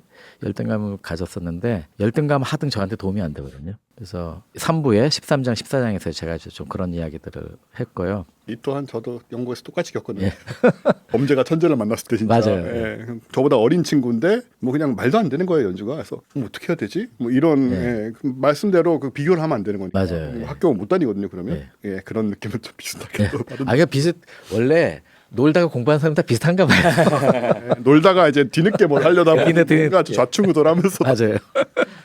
그래서 그렇게 좌충우돌하면서 살아가면 되는 거기 때문에 그렇죠. 그렇지 않다고 좌충우돌 안 하는 것도 아니고 맞아요. 살면서 어차피 나가게 되는 건데. 저는 그 4부하고 5부 이야기가 이 책의 저는 핵심인데 여기를 좀 잘 읽어주셨으면 하는 게 여기서부터는 제 제자들 이야기예요. 그래서 제가 교수로서 부산대에 있으면서 부산대 교수가 되고 나서 일본하고 우리나라랑 비교해 보면 일본은 도쿄대만 있는 게 아니라 교토대가 있잖아요. 그렇죠. 근데 우리나라는 서울대밖에 없어요. 그러니까 교토대 역할을 하는 대학이 없어요. 그러니까 일본의 도쿄대는 고위 공무원들을 길러내는 그 학교거든요. 우리나라 서울대 같은 거죠. 서울대에서 주로 대한민국에 예전에 서울대 10년 전, 15년 전에 제가 서울대 학교에 이 QS나 이런 데 들어가면 학교 소개해 놓은 난이 있어요. 그때 서울대 소개를 보고 제가 엄청 실망한 적이 있거든요. 왜냐하면 대한민국의 CEO의 50%가 서울대 출신이고 판검사의 60%가 서울대 출신이고 그래서 야 서울대가 자랑할 게 이렇게 없나. 그런데 교토대 딱 가면 학문의 자유를 숭상하고 이게 뭔가 다르잖아요. 하버드대만 가도 학문의 자유 이런 얘기가 나오는데 여기는 법관이 몇 명, CEO가 몇 명 이런 얘기만 하는 거예요. 그래서 전 되게 실망을 했거든요. 근데 실제로 도쿄대는 약간 그런 면이 있어요. 일본에서도. 근데 교토대는 아니거든요. 교토대는 학문의 자유를 순응하고 자연과 더불어 인간이 잘 사는 그 이야기를 해요. 그래서 제가 이 책에 나오는 게 제가 동명공대를 방문한 적이 있는데 거기에 이제 지금 은퇴하신 마코토 오카 교수님이랑 저녁 식사를 먹으러 갔어요. 그때 이제 그 교토대 출신 연구원이 한 분 계셨는데 이분이 그 자리에서 이 오카 교수님을 약간 자극하려고 물리학은 교토대가 제일 잘하지 하고 이런 이야기를 한 거예요. 근데 그 솔직히 바보 같은 이야기거든요. 학교가 중요한 게 아니라 자기 자신이 중요한 건데 근데 그렇게 어떻게 보면 자극을 하려고 한 얘기인데 이 오카 교수님 되게 겸손하신 분이에요. 이분은 이제 도쿄대 출신이거든요. 근데 이분이 뭐라고 얘기하냐면 웃으면서 네 말이 맞다고 그러면서 도쿄대는 고급 공무원을 가르치기 위해서 세운 학교고 교토대는 일본의 안티테제 역할을 하게 그러니까 철학에서 얘기하는 그 안티테제 그 역할을 하게끔 만든 대학이라는 거예요. 그러니까 어떻게 보면 19세기의 일본의 리더들이 우리나라 입장에서는 참 그렇습니다만 되게 나라를 위하는 사람들이었던 거죠. 그러니까 나라가 잘 되려면 이 반론을 제기하는 예를 들면 데빌스 애드보킷이라 그러잖아요. 그 악마의 변호사. 항상 반대 의견을 이야기할 수 있는 사람이 그 집단에 있는 게 좋잖아요. 그 역할을 할 대학으로 교토대를 세운 거라 그래요. 실제로 노벨상이 교토대에서 많이 나온 게 그런 이유고. 그다음에 또 제가 책에 얘기한 건 일본에 노벨상이 많이 나왔잖아요. 대학이 어느 대학들이 한 10개 돼요. 한두 대학이 아니에요. 뭐 사이타마 대학도 있고 뭐 여러 대학에서 오사카 대학도 최근에 나왔죠. 그렇게 여러 대학들에서 10개가 넘는 대학들에서 노벨상에 나온 거로 봐서는 도쿄대하고 교토대가 리더 역할을 합니다만 다른 대학들도 그런 학문에 있어서는 우리나라랑 좀 다르다는 거죠. 그러게요. 예, 그런 것 이야기들을 좀 하고 싶었어요. 그리고 오브에서 제가 가르쳤던 학생들, 여기는 인하대에서 와서 가르쳤던 학생들인데 제가 그 여기에 그 16장에 보면 두 가지 약속이라고 있잖아요. 제가 그 학생들한테 두 가지 약속을 받고 항상 두 가지를 약속을 해요. 그 두 가지 약속을 받는 건 뭐냐면 이건 대학원생들에 관한 건데 게으르지 말아라. 이거는 근데 모든 사람들이 받아들일 만한 교훈이 있는데 그 두 번째는 교만하지 말아라. 왜냐하면 게을러도 아무것도 못 배우고 교만해도 아무것도 못 배워요. 교만한 사람은 항상 시선이 아래로 향하거든 위로 향하지 않기 때문에 배우는 게 없어요. 두 가지를 항상 제가 약속을 받고 저는 뭘 약속하냐면 대학원생은 레버리지가 아니다. 내가 너희를 이용해 먹는 일은 없을 것이다. 그게 첫 번째 약속이고 제가 두 번째 약속은 너희들이 포기하지 않는 한 내가 너희들을 먼저 포기하지는 않을 것이다. 그래서 한 번도 제가 이 약속 두 개는 지켰어요. 그래서 제가 학생들한테도 내 연구실이 존재하는 건 너희들을 위한 거지 나를 위한 게 아니다. 왜냐하면 저는 이미 교수가 됐잖아요. 교수가 됐고 어떻게 보면 경력이 끝난 사람이거든요. 그렇잖아요. 끝났다기보다는 완수하시는 케이스죠. 그리고 뭐 저는 오히려 물론 연구도 열심히 해왔습니다만 연구는 대학에서 연구라는 건 교육으로 계속 환원돼야 되기 때문에 대학원생들하고 연구를 해야 되는 거라서 교육이 우선이거든요. 교육이 우선이었기 때문에 뭐 제가 논문도 많이 썼고 지금까지 200여 편 넘게 썼고 또 뭐 좋은 논문도 많이 쓰고 했습니다만 오히려 그런 욕심보다는 저는 이제 경력이 끝난 사람이기 때문에 이 제자들이 훨씬 더 중요하다고 생각했어요. 얘네들은 젊은 그다음에 얘네들이 저를 선택을 했을 때 학생들이 그 마음의 무게를 달아보면 저보다 훨씬 무거울 것 같아요. 저게는 그냥 학생 한 명이지만 얘는 이 교수님이 정말 나랑 맞을까? 많은 고민을 하고 그렇죠. 선택을 했을 거 아니에요. 그럼 제가 그 마음을 알아봐 줘야 되는 거거든요. 그래서 그런 이야기들을 적었어요. 그래서 또 한 가지 이 19장에 소가 동그랗다고 가정합시다. 이 얘기는 제가 마지막으로 하고 싶은데 이론 물리학자들이 제일 좋아하는 것 중에 하나가 동그란 소죠. 그죠? 네. 소가 동그랗다고 가정하는 거. 요거는 그 하버드대 교수로 있는 조자이 교수가 했던 말을 제가 여기서 하는 건데 조자이 교수가 수십 년간 많은 이론 물리학자들하고 뛰어난 이론 물리학자들하고 연구하면서 깨우친 게 뭐냐면 이론 물리학자가 되는 방법은 수없이 많다. 그러니까 성적에 의해서만 뛰어난 그러니까 학부 때 대학원 때 성적이 좋았다고 걔가 뛰어난 물리학자가 되는 건 아니라는 거예요. 다른 능력을 가진 사람들이 또 있다는 거예요. 그 능력들은 다 다르다는 거예요. 그걸 이제 N차원 구용소라는 말을 썼거든요. 그러니까 실제로 사람 능력이라는 그런 건데 우리가 수능 성적 또는 고등학교 성적으로 쫙 놓는 거는 이거는 1차원이잖아요. 그러니까요. 1차원의 모든 사람을 N차원에서 봐야 될 모든 사람을 1차원으로 구겨 넣어 버리면 대한민국이 엄청난 손실이에요. 다른 능력이 뛰어난 사람들을 성적이라는 그거 잣대하느로 날개를 다 꺾어 버리는 거잖아요. 그런 이야기를 그러니까 이 책의 주제예요, 실은. 네. 그다음에 이제 이 책에 제가 25장의 맨 마지막 이야기인데 이게 이제 제 제자 중에 한 명 이야기인데 저는 25장 쓰면서 되게 스스로 감동하면서 책 썼는데 정작 읽으신 분은 별로 감동 안 받으시는 것 같아가지고 이 친구는 되게 그 충북대 나왔다가 연세대 대학원에 가서 거기서 잘 버티지 못하고 석사까지 했는데 그것도 연구원이 다 도와줘가지고 석사라고 저한테서 박사 하러 왔던 친구예요. 그래서 석사부터 다시 한 친구인데 지금은 되게 행복하게 지내요. 그래서 결국은 한두 번 실패했다고 해서 인생 끝나는 거 아니니까 좀 인생 길게 보고 그렇게 살아라. 네, 그런 내용입니다. 근데 이런 얘기는 계속 반복이 돼야 되는 게 네. 사실은 수십 년간 반복돼 왔는데도 들으면서 다들 자기 얘기가 아닌 경우 내 자녀라든가 이런 경우가 아닌 경우에는 이렇게 고개를 끄덕이지만 그게 체화가 안 되니까 나와 내 주변 내 자식들에게는 이거를 해주지 못하는 그런 상황이 지금 계속 맞아요. 계속 해야 된다 이런 얘기는. 예, 제가 그 인하대 프론티어 창의대학이라고 학부 그 교양교육을 전체 책임진 대학이 있어요. 거기 제가 학장을 지냈는데 제가 학장 되면서 그 홈페이지에 인재라는 말을 다 지워버렸어요. 제가 제일 싫어하는 말이 인재거든요. 아니 대학 교육이 제가 등록금 내고 학생들이 등록금 내고 다니면서 인재로 키워지기 위해서 대학을 다니냐고요. 그렇잖아요. 내 꿈을 성취하고 그러기 위해서 대학을 다니는데 인재 양성을 내가 당하기 위해서 대학에 다니냐고요. 그거 아니잖아요. 그런데 대학 홈페이지에 보면 인재 양성을 한다는 말이 다 들어가 있어요. 우리나라 교육부도 마찬가지예요. 저는 그 말이 정말 싫어요. 왜 내가 내 돈 내고 학교를 다니면서 인재로 키워줘야 되냐고요. 심지어 인적 자원이란 말들도 많습니다. 그러니까 인적 그거 정말 안 좋은 단어들이거든요. 맞습니다. 그런데 부모 입장에선 내 자녀는 아니야. 내 자녀는 인재로 키워주기 싫어요. 내 자녀만큼은 의대에 가서 의대에 가서도 공부하기 요즘은 뭐 피부과 이런 데가 상당히 인기가 높다 그러잖아요. 내 자녀만큼은 그런 고생 안 하고 돈 잘 버고 무슨 인재는 인재는 남의 자식들. 그걸 저는 그게 우리나라에 뭐가 부족한 거라고 생각하냐면 그러니까 영어로 얘기하면 그 에고 서프레션이 전혀 안 되는 사회. 그러니까 각계 전투하는 사회. 만인이 만인을 대항하는 사회. 그게 대한민국이에요. 지금. 그러니까 10대, 20대 자살률이 가장 높고 40, 50대 자살률이 가장 높잖아요. 행복지수가 정말 많이 떨어져 있는 나라. 저는 이거는 좀 함께 고민을 좀 해야 된다고 생각을 해요. 그래서 이 책을 쓰게 된 그 동기도 그런 이유인데 정말 중요한 게 저 같은 경우는 이제 사는 게 저야말로 진짜 학벌도 없고 인맥도 없고 아무 배경도 없는 사람이거든요. 그게 좋은 거예요. 그러니까 제 맘대로 살았고 맞아. 또 제 맘대로 사니까 또 뭐 어떻게 되더라고요. 네. 또 안 굶어 죽고 그렇게 살면서 이제 그런 모습들을 이제 저는 직접 제가 당한 적은 없어요. 당해도 좀 몰랐을 거예요. 아마 개념이 없으니까. 근데 주변을 보면 참 얽매여 산다. 너무나 불필요하게 얽매여 살고 있다는 느낌을 너무 많이 받고 그리고 제 동기들만 해도 뭐 고등학교 때 이미 너는 의대 가라 뭐 이런 압력 뭐 그때는 엄청 심했으니까요. 그런 압력에 굴복했는데 이제 다들 그래서 잘 되어 있느냐 하면 그렇지 않거든요. 대기업 들어간 애들도 이미 40대 중반에 명퇴 한참 명퇴 유행했었지 않습니까? 10년 전에. 그때 명퇴된 애들이 뭐 거의 대부분이었고 그런 상황을 보면서 차라리 내 식으로 사는 게 낫지 않은가라는 생각이 또 현실적으로조차 그런 생각도 들고 했었고 그리고 그거보다 더 중요한 거는 그러니까 사람의 가치를 뭐 어떻게 보느냐라는 거. 그것이 잘못돼 있다라는 거예요. 그래서 이거는 사실 여러 사람이 여러 각도로 해야 될 얘기고 뭐 저 같은 사람이 할 수 있고 뭐 다른 쪽 교육 쪽에 있는 뭐 혹은 뭐 그걸 전공하신 분들이 할 수 있지만은 사실 교수님 같은 또 다른 연구를 하시지만 그러면서 계속 이런 생각을 해오셨기 때문에 이런 발언을 하는 게 너무 중요하다. 그래서 저는 기다렸던 거예요. 왜냐면 나이가 들기 전까지. 왜냐하면 나이 어린 사람이 얘기하면 책임져야 될 뭐 다른 사람의 눈치도 봐야 되고 하는데 저는 이제 점점 눈치 볼 일이 없어지는 사람이기 때문에 제가 이런 소리 한다고 뭐 총장님이 저한테 뭐라 그러겠어요.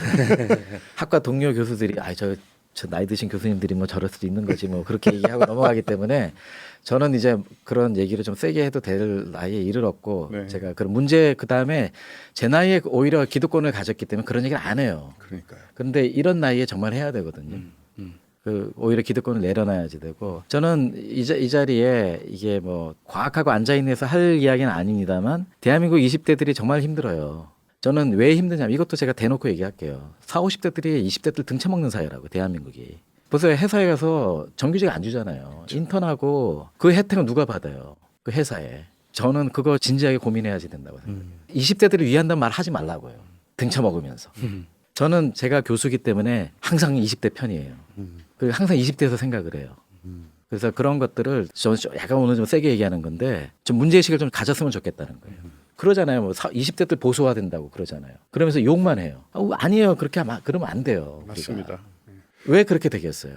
그러니까 이런 말씀 해주시는 게 이제 정말 이제 자유로운 것 같아요. 그러니까 이게 대학이라는 게 말씀해 주셨듯이 뭔가 이제 학문적으로 또는 이제 개인적으로 그 뭔가 자유로운 생각을 자유롭게 얘기할 수 있는 어떤 전당이 돼야 되는 것 같은데 그거를 이제 이렇게 앞서서 말씀을 해주시는 게 되게 저는 되게 감동적입니다. 되게. 정말 그렇죠. 실제로 말씀하신 대로 지금 제가 어저께인가 무슨 신문에 기고된 제목을 봤는데 젊은이가 없나 젊은이를 위한 자리가 없나 이렇게 질문을 하더라고요. 그러니까 젊은이가 없느냐는 거는 젊은 사람 중에 쓸만한 사람이 없다라는 사람들의 얘기를 말하는 것 같은데 사실은 그게 아니고 젊은이들을 위해서 자리가 만들어지지 않는다라는 지적을 한 것 같더라고요. 이 상황들을 우리가 자꾸 뭐 그들의 어떤 뭐 우리가 보기에 단점이라던가 한계만을 계속 지적을 하면서 너희들이 할 수 없으니 우리가 계속 해야 되지 않느냐 이런 관점을 가지고 있다면 그거는 뭐 우리가 언제까지 하겠습니까 그거를. 결국은 이 사회 전체가 이렇게 다음 세대로 제대로 계승되지 않는 그런 사회가 돼버리니까 지금. 그 문제점을 지금 정확하게 지적해 주셨어요. 그 문제점을 공유해야 되거든요. 우리가. 그 어떻게 문제가 심각한 건데 그걸 공유하지 않으니까 지금 10대, 20대만 자살률이 높은 게 아니라 40, 50대까지 자살률이 높아지잖아요. 이건 불행한 사회라는 얘기거든요. 우리나라가. 그렇죠. 이게 아무리 뭐 경제가 발전하면 뭐예요? 그 불행한데 다들. 저는 그래서 이 책을 처음에는 이제 과학책인 줄 알고 진짜 펼쳤다가 그런 책입니다. 완전히 이런 책이라 보면서 사실은 저도 이걸 과학하고 앉아있는 데서 할 얘기인지 모르겠습니다만은 저조차도 심지어 제가 요즘 그 방송 계속 올리는 게 그 민주당 차지우 의원하고 그 AI랑 관련돼서 AI가 너무 기술 산업 쪽으로만 얘기가 하고 있고 그 사람을 위해서 인간을 위해서 이 AI가 어떤 기회와 위험을 갖고 있는가 그리고 사회 안전망이라든가 그런 직업부터 시작해서 뭐 인간적인 어떤 가치, 정체성 이르기까지 이런 부분이 우리나라에서 너무 준비가 안 되고 있다라는 거를 계속 제가 저희 방송에 올리고 있거든요. 예. 그것도 사실 뭐 과학 얘기도 아니에요. 사실 따지고 보면. 아 근데 과학하고 앉아있네 그 과학이라는 단어를 정의를 하면 프리만 다이슨이 한 말인데 과학사를 한번 우리 과학하고 앉아있네에서 많이 다루잖아요. 네네. 예. 그 무슨 백년사도 있고 그렇죠, 그렇죠. 예. 과학사를 쭉 보면 프리만 다이슨이 한 말이 맞아요. 과학은 반역이에요. 과학은 늘 뒤집어 엎으면서 발전해 왔거든요. 네. 예를 들면 저기 프톨레마이오스를 뒤집은 건 코페르니쿠스고 네. 갈릴레오 갈릴레이도 거기에 한 발 걸쳤고 계속 그렇게 해왔으니까 과학하고 앉아있네에서는 좀 반역적인 얘기를 해야 돼요. 제 그래서- 생각입니다. 네, 아니 완전 동감하고요. 사실 뭐 우리가 무슨 과학의 이론이나 복잡한 실험 결과 이런 걸 얘기하는 것도 중요하지만 그냥 어떤 상황에서 과학이나 과학 기술이 발전하는 가운데서 우리가 뭔가를 더 해내야 되는 부분이 있다. 혹은 어떤 그 방기되는 어떤 부분이 있다면 그 얘기도 해야 되는 거고. 그렇죠. 예. 그래서 제가 그 얘기를 하면서도 한편으로는 이건 참 어쨌든 직접적인 과학 얘기는 아니다 보니 그럼에도 불구하고 중요하다고 생각하고 그런 얘기를 하고 있는데 뭐 이 책이랑 그 교수님이 하시는 예. 말씀도 딱 그런 어떤 그 연장선상에 있다는 예. 생각이 딱 들어가지고 왜냐하면은 차지호 의원하고 한 얘기들을 저희가 둘이서 얘기한 걸 녹화를 해가지고 예. 지금 3시간짜리를 올리고 있어요. 지금 예. 3개를 올려서 9시간 얘기한 게 올라가거든요. 근데 그러는 과정에서 저희가 느낀 것들이나 이런 것들하고 너무 와닿고 그래서 이런 얘기들이 그냥 과학계가 됐든 어디가 철학계가 됐든 어디가 됐든 예. 교육계가 됐든 뭐 의료계가 됐든 간에 예. 계속 나와야 된다는 게 예. 아니면 우리 사회가 정말 좀 위험한 상황이 맞아요. 예. 예. 저는 이게 계속 공론화돼서 논의가 돼야 고쳐지거든요. 모든 분야 사람들이 다 그 얘기를 예. 해야 되고 내 분야 아니다 이렇게 생각하지 말고 그리고 계속 이렇게 진지하게 논의가 돼서 이게 사람들이 이게 정말 중요하다는 걸 인식해야지 변하는 거니까 뭐 수십 년 말해봤자 그 중요성이 인식 안 되면 소용이 없는 거니까 예. 그래서 그런 또 역할을 하시는 것이 아닌가 예. 생각이 들어서 거기에 좀 그런 역할을 했으면 좋겠어요. 네. 그리고 이제 뭐 30년 대학을 지켜봤기 때문에 학생들이 이게 또 하나 이 학벌주의를 정면에 내세우진 않았어요. 이게 이제 책이 중간에 초고에서부터 시작해가지고 계속 바뀌어왔는데 처음엔 제가 학벌주의를 아주 세게 비판하는 글도 썼었어요. 네. 그러다 다 위드드롤 좀 철회를. 철회를 했는데 왜냐하면 그 별로 안 중요한 거예요. 그보다 더 중요한 건 공감대를 일단 불러오는 게 더 중요하다고 생각했기 때문에 그런 얘기를 하진 않았어요. 그런데 이 학벌주의를 딱 버리면 어떤 좋은 일이 있을까요? 예를 들면 대학에 그 고유한 문화들이 다 살아나요. 음. 다양성이 전부 다 살아나거든요. 그렇겠네요. 예. 인하대만 해도 자랑할 게 참 많은 대학이에요. 그러면 뭐 인하대만 그러겠어요? 뭐 경희대는 안 그렇고 동국대 뭐 다 대학마다 고유의 좋은 역사가 있거든요. 그걸 다 살려낼 수 있는데 그러게요. 저는 그게 참 안타깝다고 생각해요. 우린 그게 없잖아요. 그런 개성이나 장점 예. 이런 게 다 거의 묻혀버리는 거죠. 묻혀버리잖아요. 예. 저희 과도 아까 얘기 드렸지만은 저희 과가 보니까 지금 우리나라 최고의 철학과 중에 하나더라고요. 그냥 제가 다닐 때 그렇지 솔직히 말해서 그렇진 않았는데 최고의 철학과하고 엄청 그 인정을 받는데 아까 말씀드린 것처럼 처음 검색을 했을 때는 수능 성적 예. 순으로 나와버렸고 그 다음에 진짜 학과의 성취도를 가지고 얘기를 하자고 하니까 뭐 굉장히 좋은 수준으로 얘기를 하는 걸 보면서 야 이게 얼마나 가려져 있나 이런 게 그러니까요. 예, 그런 생각을 했고 또 진짜로 학교마다 특징이 있고 장점이 있고 뭐 지역에 또 그 기반한 문화가 있을 수가 그렇죠. 있고 예. 이런 게 다 수능 성적으로 그냥 그 1차원적으로 평면화되는 그러니까요. 거. 얼마나 납작해져 버려요. 그러게 말입니다. 이거 해결 안 하면은 우리나라 지금 대학 문제나 뭐 학계 이런 것도 그렇고 특히 거기에 어쨌든 간에 청년들이 전부 그 과정을 거쳐가는 삶을 지금 살고 있다 보니까 너무 중요한 문제가 돼 있는 거. 그런 것들이 계속 새로운 차원에서 지적이 돼야 된다. 그리고 무엇보다도 요즘 왜 잘 쓴 소설들 보면 뭐 입체감이 있다 이런 말 쓰잖아요. 그다음에 못 쓴 소설한테 쓰는 말이 책이 납작하다는 말 쓰잖아요. 평면적이다. 그렇죠. 평면적이다. 지금 우리 사회가 평면적이어서 재미가 없어요. 맞습니다. 이 사회가 좀 재미있는 사회가 되려면 훨씬 입체적이고 다양성을 강조하고 좀 그렇게 나아갔으면 좋겠어요. 다양성 말씀해 주셨는데 사실 자연 생명에서도 중요한 게 유전적 다양성 아니겠습니까? 그렇죠, 예. 유전적으로 다양하지 못하면 예. 그래서 근친혼이 되게 유전병도 많고 생존에 불리한 게 유전적 다양성이 없기 때문이고 아까 그 동종교배란 말씀도 예, 쓰셨듯이 예. 그리고 이제 시골 똥개들이 예. 그 면역력도 강하고 오래 살고 하는 게 그 이제 유전적으로 워낙 다양하기 때문에 그 맞습니다. 이제 잘 적응하듯이 그 비슷한 게 이제 우리나라 사회에도 똑같이 적용될 수 있는 게 아닌가. 그러한 측면에서 지금 현재의 우리나라의 모습은 그런 다양성이 좀 떨어지는 상황인 것 같고 그거를 말씀해 주셨듯이 다양성을 이렇게 늘려가는 방향으로 아니, 뭔가 이제 우주 천문학 하시니까 네. 우주만 해도 그렇잖아요. 그럼요. 그 별들이나 그 네. 다양함은 네. 이루 말로 표현할 수가 없잖아요. 그렇죠. 그죠? 네. 다양하죠. 우주의 본질이 네. 다양함인데 네. 그거를 우리가 왜 자꾸 이 사회 속에서 자꾸 지우려고 하는가? 네. 그러니까 지워서 좋아질 리가 없는데 네. 맞습니다. 그런 생각을 하게 되고요. 참 중요한 얘기들, 특히 AI 시대에는 정말 더 다양성이 너무나 중요하고 이제 뭐 단지 외우고 지식 같은 건 점점 무의미해지는 시대가 되고 있는데 점점 그렇게 되죠. 예. 제 생각에는 모르겠어요. 지금 떠오르는 생각인데 다양성을 지우고 뭔가 획일된 기준으로 평가하려는 게 그 효율성만을 따지기 때문이 아닐까. 난 경제성, 효율성. 그러니까 하나의 지표로 모든 걸 평가할 수 있으면은 얼마나 경제적이고 효율적이겠습니까? 그러니까요. 네. 그러다 보니까 다양성이 떨어지는 것 같은데 뭐 그게 좋은 기준인지는 잘 모르겠습니다. 동의하기 어렵고 그런 어떤 입체적인 면, N 차원에서 바라보는 그게 조금 더 비용이 들고 효율적이지 않을지 몰라도 어떤 그 입체적으로 바라보는 그래야 인생이 양자역학적이 돼요. 그쵸. 양자역학 좋아하잖아요. 네. 양자역학은 차원이 무한 차원이잖아요. 무한 차원에서 한 사람을 바라보죠. 양자역학적으로 바라볼 수 있으면 그렇습니다. 얼마나 좋겠습니까? 우리가 아직도 사회가 너무 빨리 변하다 보니까 아마도 그 옛날에 정말 어렵던 예. 60년대, 50년대, 70년대 그 마인드로 어떤 부분을 계속 유지하려고 하지 않는가. 예. 그 획일적인 평가 기준이라든가 그런 것들을 해결을 해야 되는데 이제 벗어나지 못하고 있다. 특히 AI 시대에 이렇게 바뀌면서는 이제 유연성과 통찰이 너무 중요한 시대가 예. 되고 뭐 암기 지식 이런 것들은 사실 그냥 5초만 찾아보면 다 누구나 알 수 있는 그렇죠. 예. 그 지식의 민주화라고 얘기를 하더라고요. 아니 근데 지금 방금 AI 말씀하셨는데 제가 지금 연구년이거든요 올해가. 근데 이제 내년에 3월부터 제가 이제 새로운 은퇴하기 전에 한 과목을 꼭 가르치고 은퇴하겠다고 해서 가르치는 과목이 열및 통계물리학이에요. 제가 그걸 한 번도 가르쳐 본 적이 없어서 통계물리학을 전공한 교수님한테 사정사정을 해서 근데 제가 왜 이 짓을 하고 있는지 잘 모르겠는데 아무튼 그래도 가르치고 싶어서 은퇴는 얼마 안 남았지만 제가 준비를 하고 있어요. 근데 이제 미리 강의 준비도 하고 숙제 낼 것도 준비하면서 문제도 제가 직접 푸는데 AI가 저보다 잘 풀어요.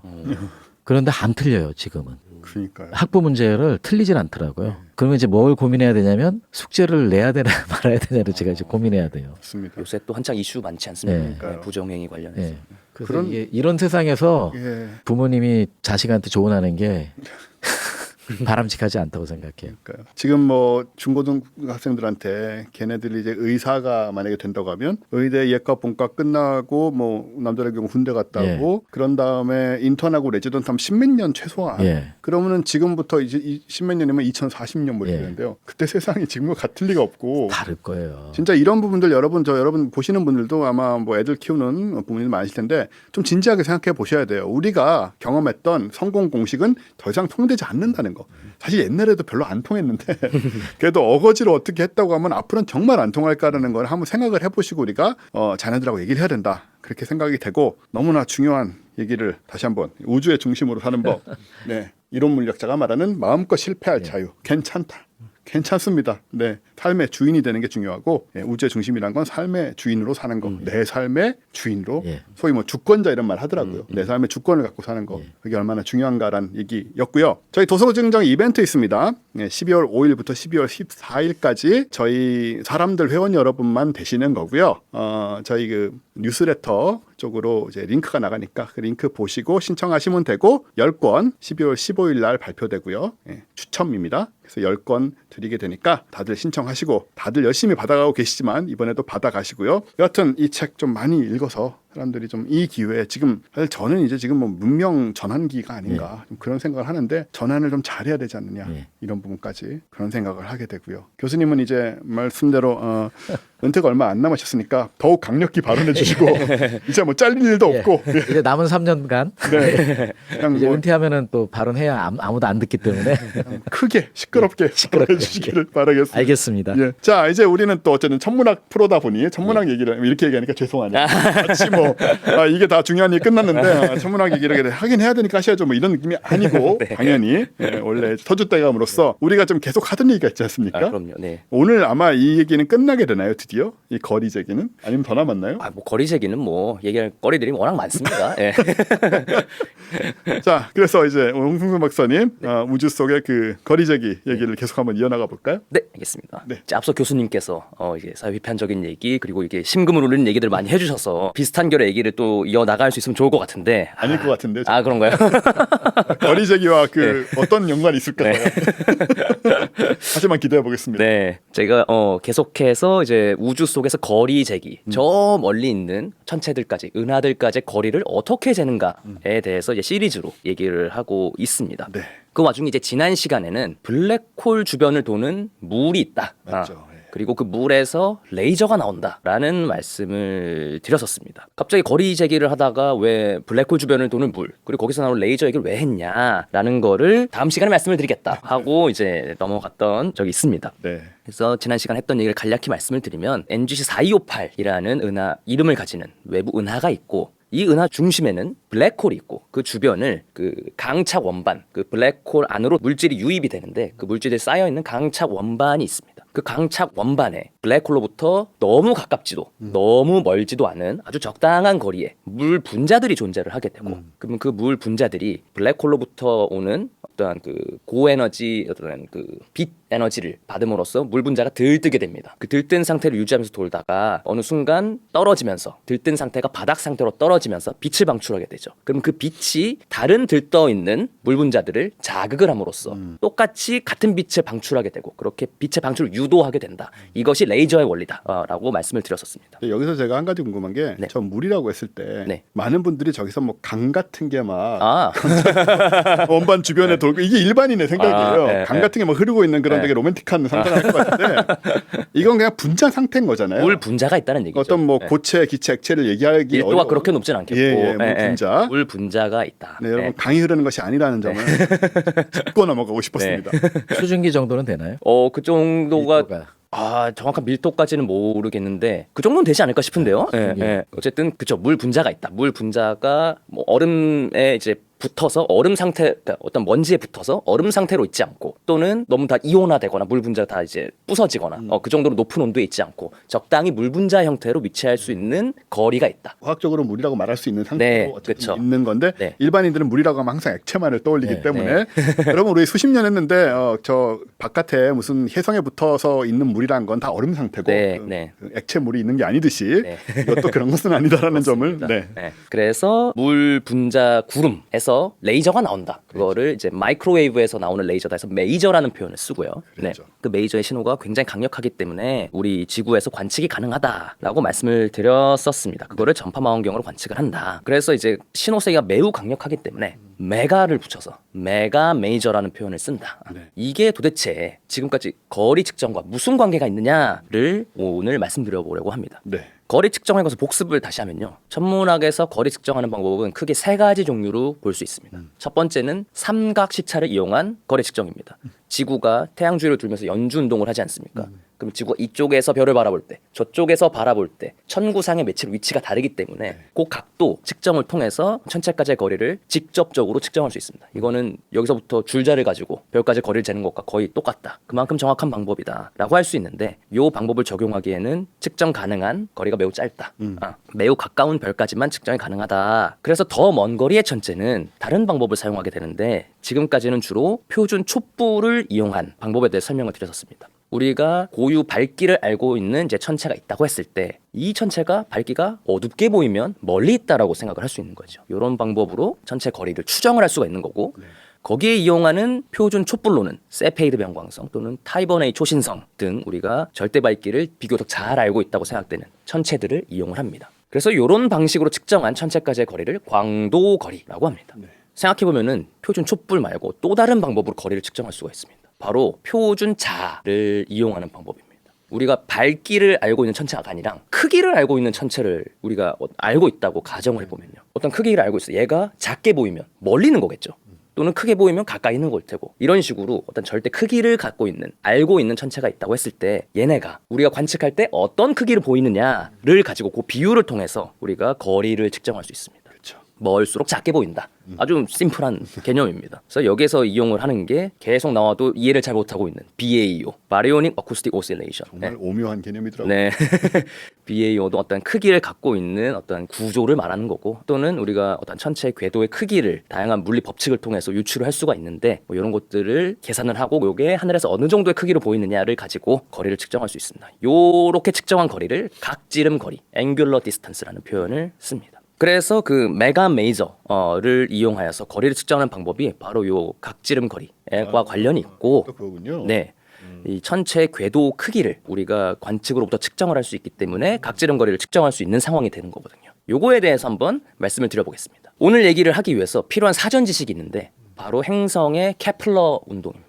요 케플러는 그 요하네스 케플러 3법칙, 그 제 1, 2법칙, 2법칙, 3법칙, 태양계 행성의 운동을 이제 설명한 과학자 케플러의 이름을 따서 이제 온 건데요. 태양계 행성의 운동은 아주 심플하게 우리가 기술을 할 수가 있습니다. 행성이 태양의 중력을 구심력으로 하여서 원궤도, 정확히는 타원궤도겠지만 궤도 운동을 하기 때문에 다음과 같은 우리가 방정식을 세울 수가 있거든요. 천체 사이의 중력이 바로 궤도 운동의 구심력으로 작용한다. 구심력은 R분의 mv 제곱으로 표현이 가능하고 중력은 우리가 잘 알고 있듯이 R 제곱분의 gmm으로 표현이 가능하기 때문에 요거를 정리를 하면은 그냥 심플하게 정리를 하면은 행성의 궤도 운동 속도를 다음과 같이 표현을 할 수가 있습니다. 이게 의미하는 바가 뭐냐? 요게 이제 V가 궤도 운동 속도고 R이 궤도의 반지름입니다. 그리고 m은 중심 천체의 질량이고요. 즉 궤도의 반지름이 클수록 공전 속도가 느리다. 그러니까 태양으로부터 아주 가까이 있는 수성은 엄청 빨리 돌고요. 멀리 있는 해왕성은 매우 천천히 돌겠죠. 또는 중심 천체의 질량이 클수록 공전 속도가 빠르다. 뭐 블랙홀 주변을 돌기 위해서 훨씬 더 빨리 돌아야겠죠. 이런 식으로 우리가 이 식의 의미를 한번 이해해 볼 수 있을 것 같습니다. 그래서 이런 케플러 운동을 하는 시스템이 있다고 했을 때 중심 천체의 거리로부터 궤도 운동의 속도가 어떻게 달라지는지를 그려보면은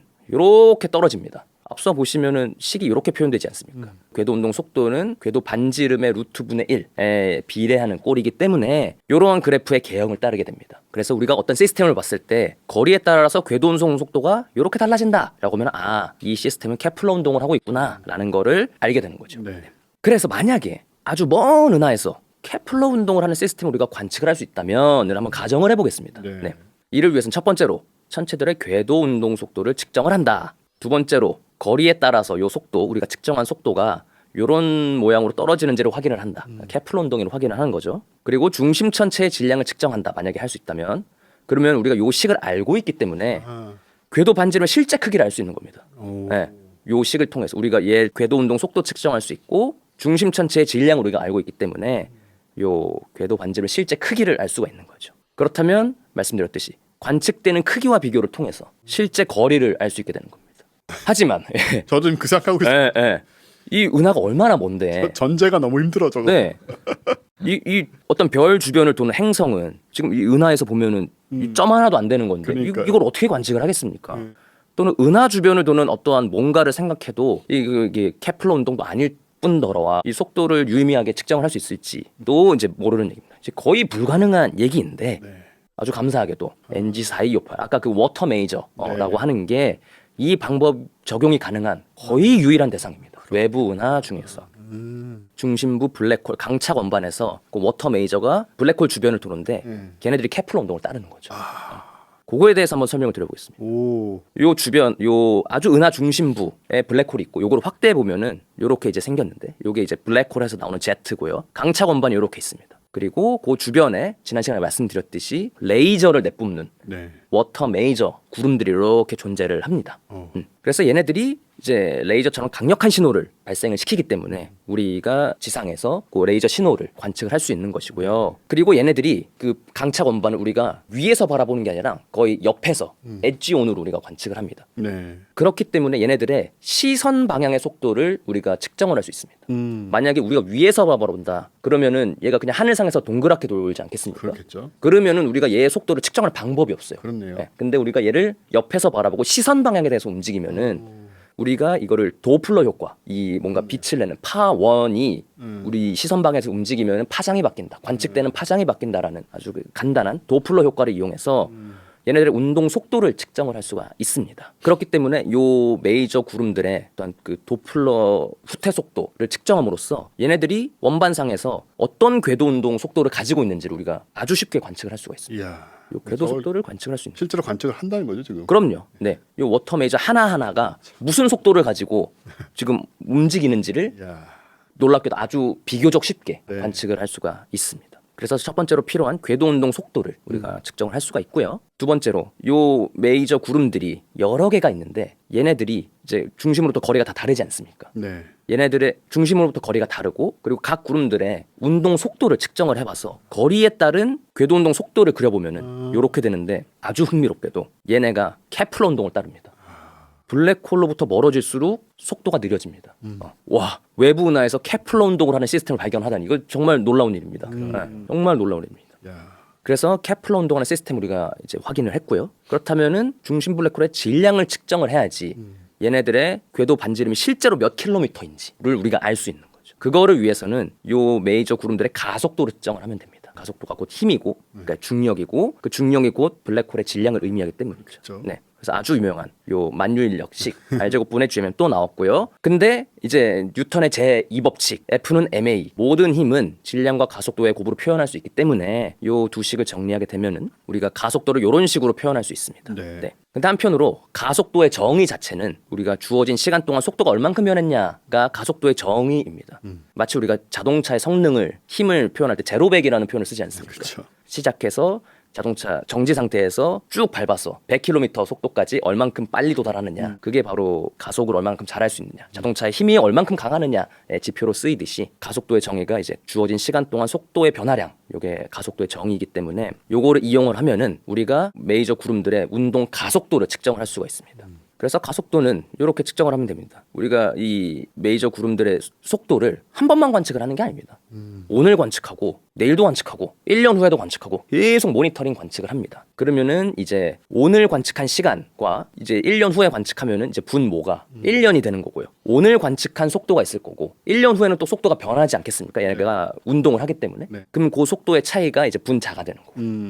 요걸 나누게 되면은 그게 이제 메이저 구름 운동 가속도가 되는 거고 이를 통해서 질량을 추정할 수가 있는 거죠. 오. 그래서 보시면은 실제 관측 결과입니다. 가로축이 이제 메이저 그 구름들의 시선 속도, 궤도 운동 속도고요. 세로축이 이제 신호의 세기입니다. 그리고 여기서 각 색깔별로 서로 다른 요 메이저 구름들을 의미를 합니다.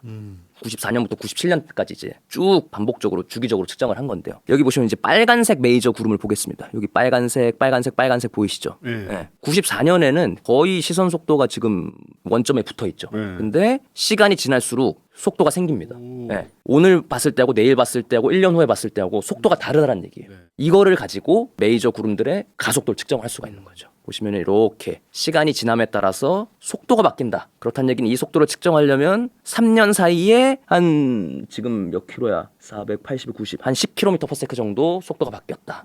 요거를 가지고 측정을 할 수 있습니다. 그래서 시간축, 속도축 이렇게 하면은 요 기울기가 가속도가 될 테고 측정한 가속도가 요 정도 된다. 그래서 뭐 정리를 하면은 관측을 통해 알게 된 정보는 중심으로부터 각거리에 따른 요 구름들의 속도 분포 케플러 운동을 따른다고 그랬죠. 케플러 운동. 두 번째, 중심으로부터 각거리에 따른 얘네들의 가속도 분포 요거를 알고 있기 때문에 요 둘을 동시에 만족하는 비례 상수를 구하게 되면 그게 중심 블랙홀의 질량이 됩니다. 오. 네, 이렇게 해서 블랙홀의 질량도 알 수 있고요.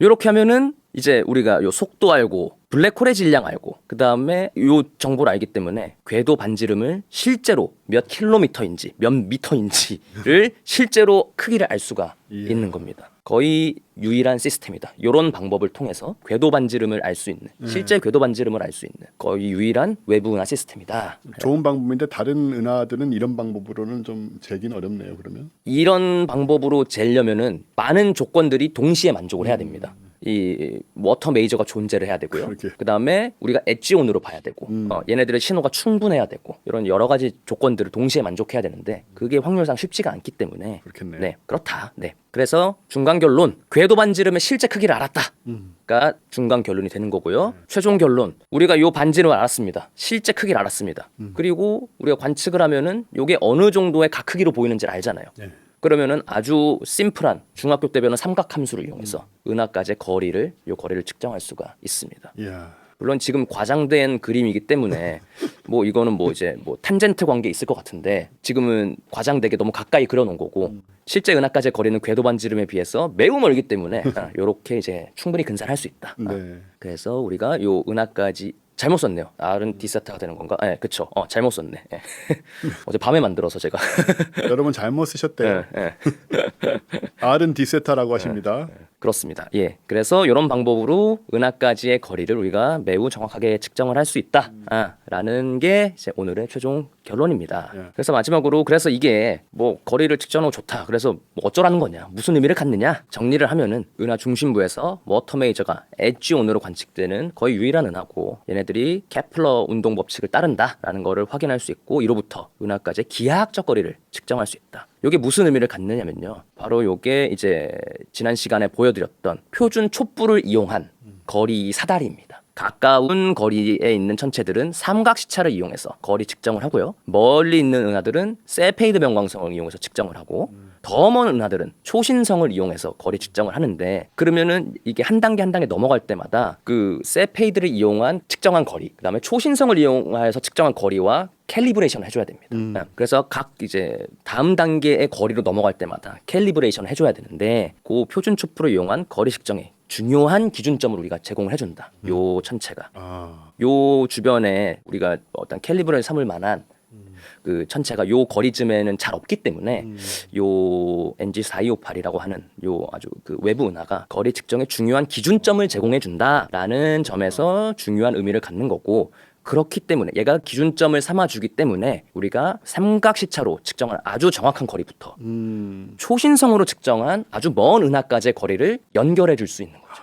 그러한 역할을 하는 아주 중요한 의미를 가지는 은하다. 그래서 앞에서 무슨 뭐 메이저가 어떻고 각거리가 어떻고 이거는 부차적인 얘기고요. 결국 이 은하가 갖는 의미가 중요한 기준점을 제공해 준다. 거리 측정에 있어서. 근데 이게 되게 중요한 포인트인 게 네. 사실은 저 NGC 4258의 네. 특성 때문에 저것과의 거리만 확인할 수 있다면 네. 솔직히 큰 의미는 없잖아요. 그것만 생각을 하면. 그럼요. 재미없잖아요. 예, 뭐 나머지 거리를 알아서 뭐 어쩌라고. 수많은 은하는 어떡할 건데 네, 네. 라는 생각이 드는데 네. 저기 저렇게 뭐 일종의 저 중간에서 0점을 잡아주는 그쵸, 그쵸. 그런 역할을 앵커가 되어주는 거죠. 함으로써 이제 그 앞뒤의 측정들을 이 정확성을 연결해 줄수 있는. 연결해주는 그런 역할을 한다는 점에서 맞습니다. 저것이 의미가 있다. 맞습니다. 네. 그렇군요. 그럼 얘기가 다르죠. 네. 그리고 이러한 아주 의미 있는 천체가 아주 우연찮게도 아주 정확한 방법으로 측정할 수 있는 이러한 어떤 시스템을 가지기 때문에 아주 우연찮게도 그렇기 때문에 우리가 정확한 거리를 측정할 수 있다. 그럼 저렇게 케플러 법칙을 따르는 은하가 많지는 않은가 보죠. 그렇죠. 네, 있긴 있는데 거리가 매우 멀거나 또는 신호가 약하거나 또는 완벽한 케플러 곡선을 따르지 않는다거나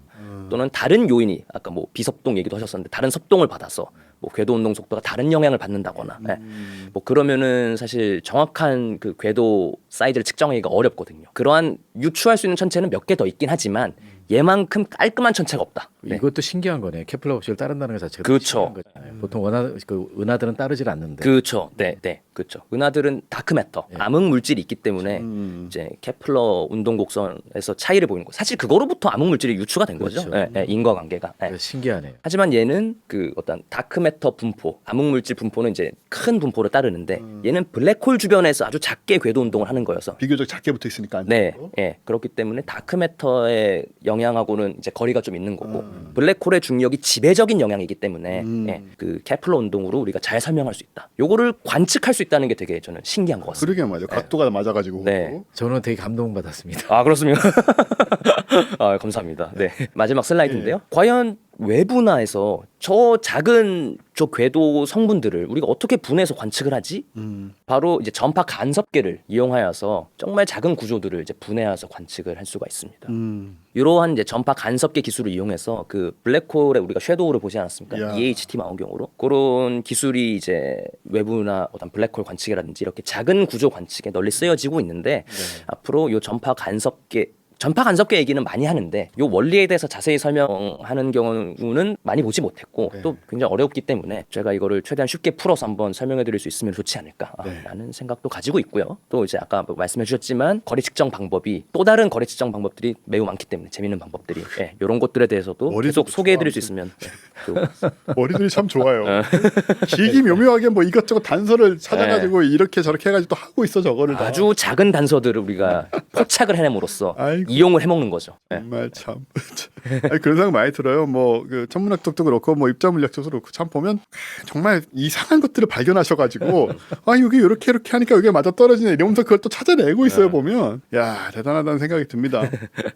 아니 아까 그것도 지금 아까 지적해 주신 것처럼 이게 은하 전체의 뭐 그 움직임 원반의 움직임이라든가 뭐 네. 왜냐면 안에 그 다른 은하 속에서 어떤 항성에 그걸 도는 행성이 케플러 운동을 하는지 안 하는지를 그렇게 관측할 수가 없잖아요. 너무 그거는 멀어서. 관측을 못 하죠. 예. 네. 근데 은하 전체의 움직임이란 건 사실 뭐 암흑물질 특히 뭐. 바깥에 암흑물질이 네. 많이 있다고 생각을 하니까 네. 이런 영향이 너무 크니까 이제 그런 식의 움직임을 가질 수 없다라고 네. 보여지는데 저기는 블랙홀이 이제 네. 되게 크겠죠. 블랙홀이 커도 네. 굉장히 크니까는 그 주변을 돌고 있는 저 워터 메이저 구름을 관측이 가능한 것이고 그렇죠. 영역이 꽤 크니까 그래도 네. 네.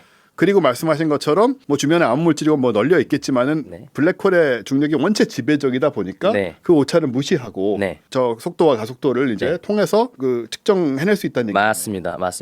블랙홀의 질량에 의한 중력이 지배적이기 때문에 그러니까요. 얘네들이 케플러 운동을 하는 것이고요. 야. 그래서 또 한 가지 곁다리 얘기로 드리자면은 블랙홀의 중력이 매우 강하지 않습니까? 네. 그리고 이 주변의 강착 원반은 케플러 운동을 하기 때문에 블랙홀로부터 가까운 쪽에 있는 물질들은 굉장히 빠르게 움직이고요. 그렇겠죠. 멀어질수록 속도가 팍팍 떨어집니다. 예. 그렇기 때문에 나보다 조금 안쪽에 있는 애는 빨리 돌고 나보다 조금 뒤에 있는 애는 느리게 돌아. 그럼 속도 차이가 있으니까 마찰이 생기지 않겠습니까? 오. 그렇기 때문에 강착 원반의 온도가 굉장히 높습니다. 그래서 빛이 이렇게 나는 거예요. 그래서 빛이 많이 나는 거예요. 황금색 빛이 막 마찰열입니다. 다. 마찰. 마찰력이군요.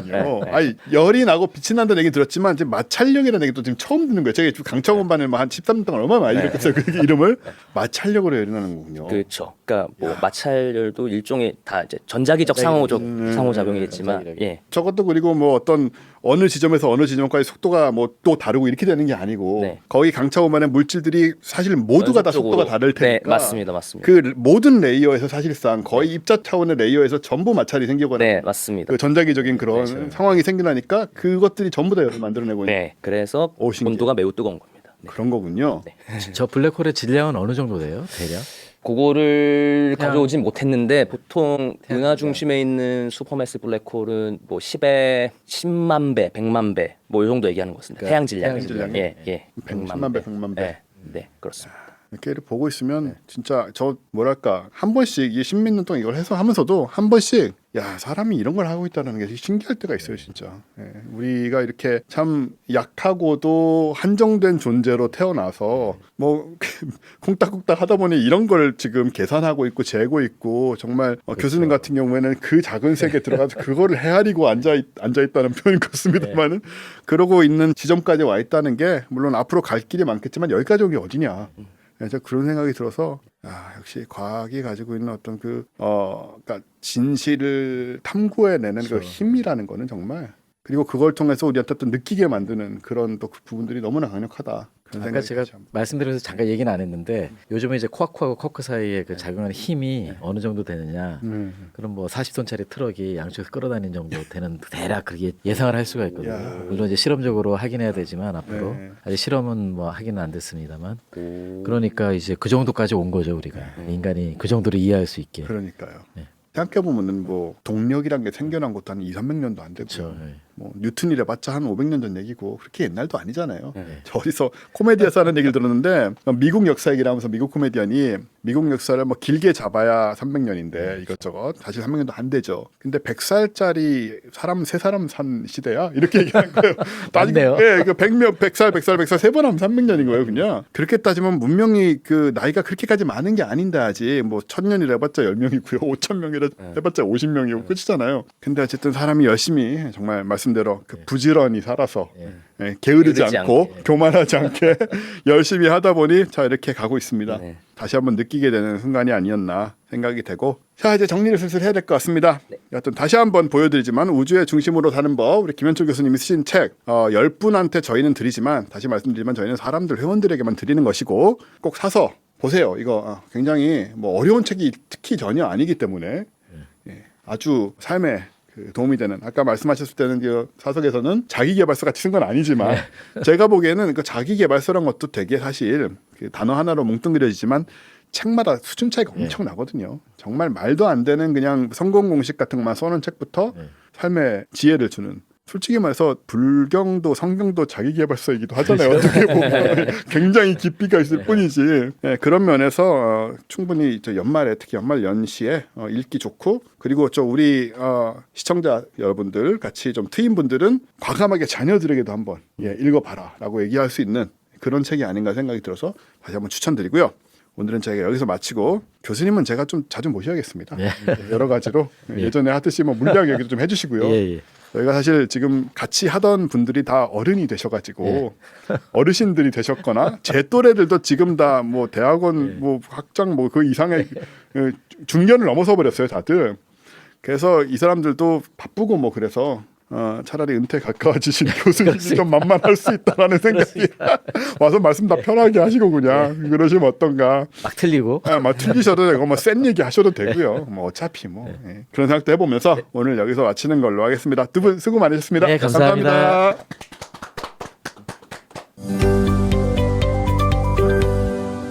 과학하고 앉아있네.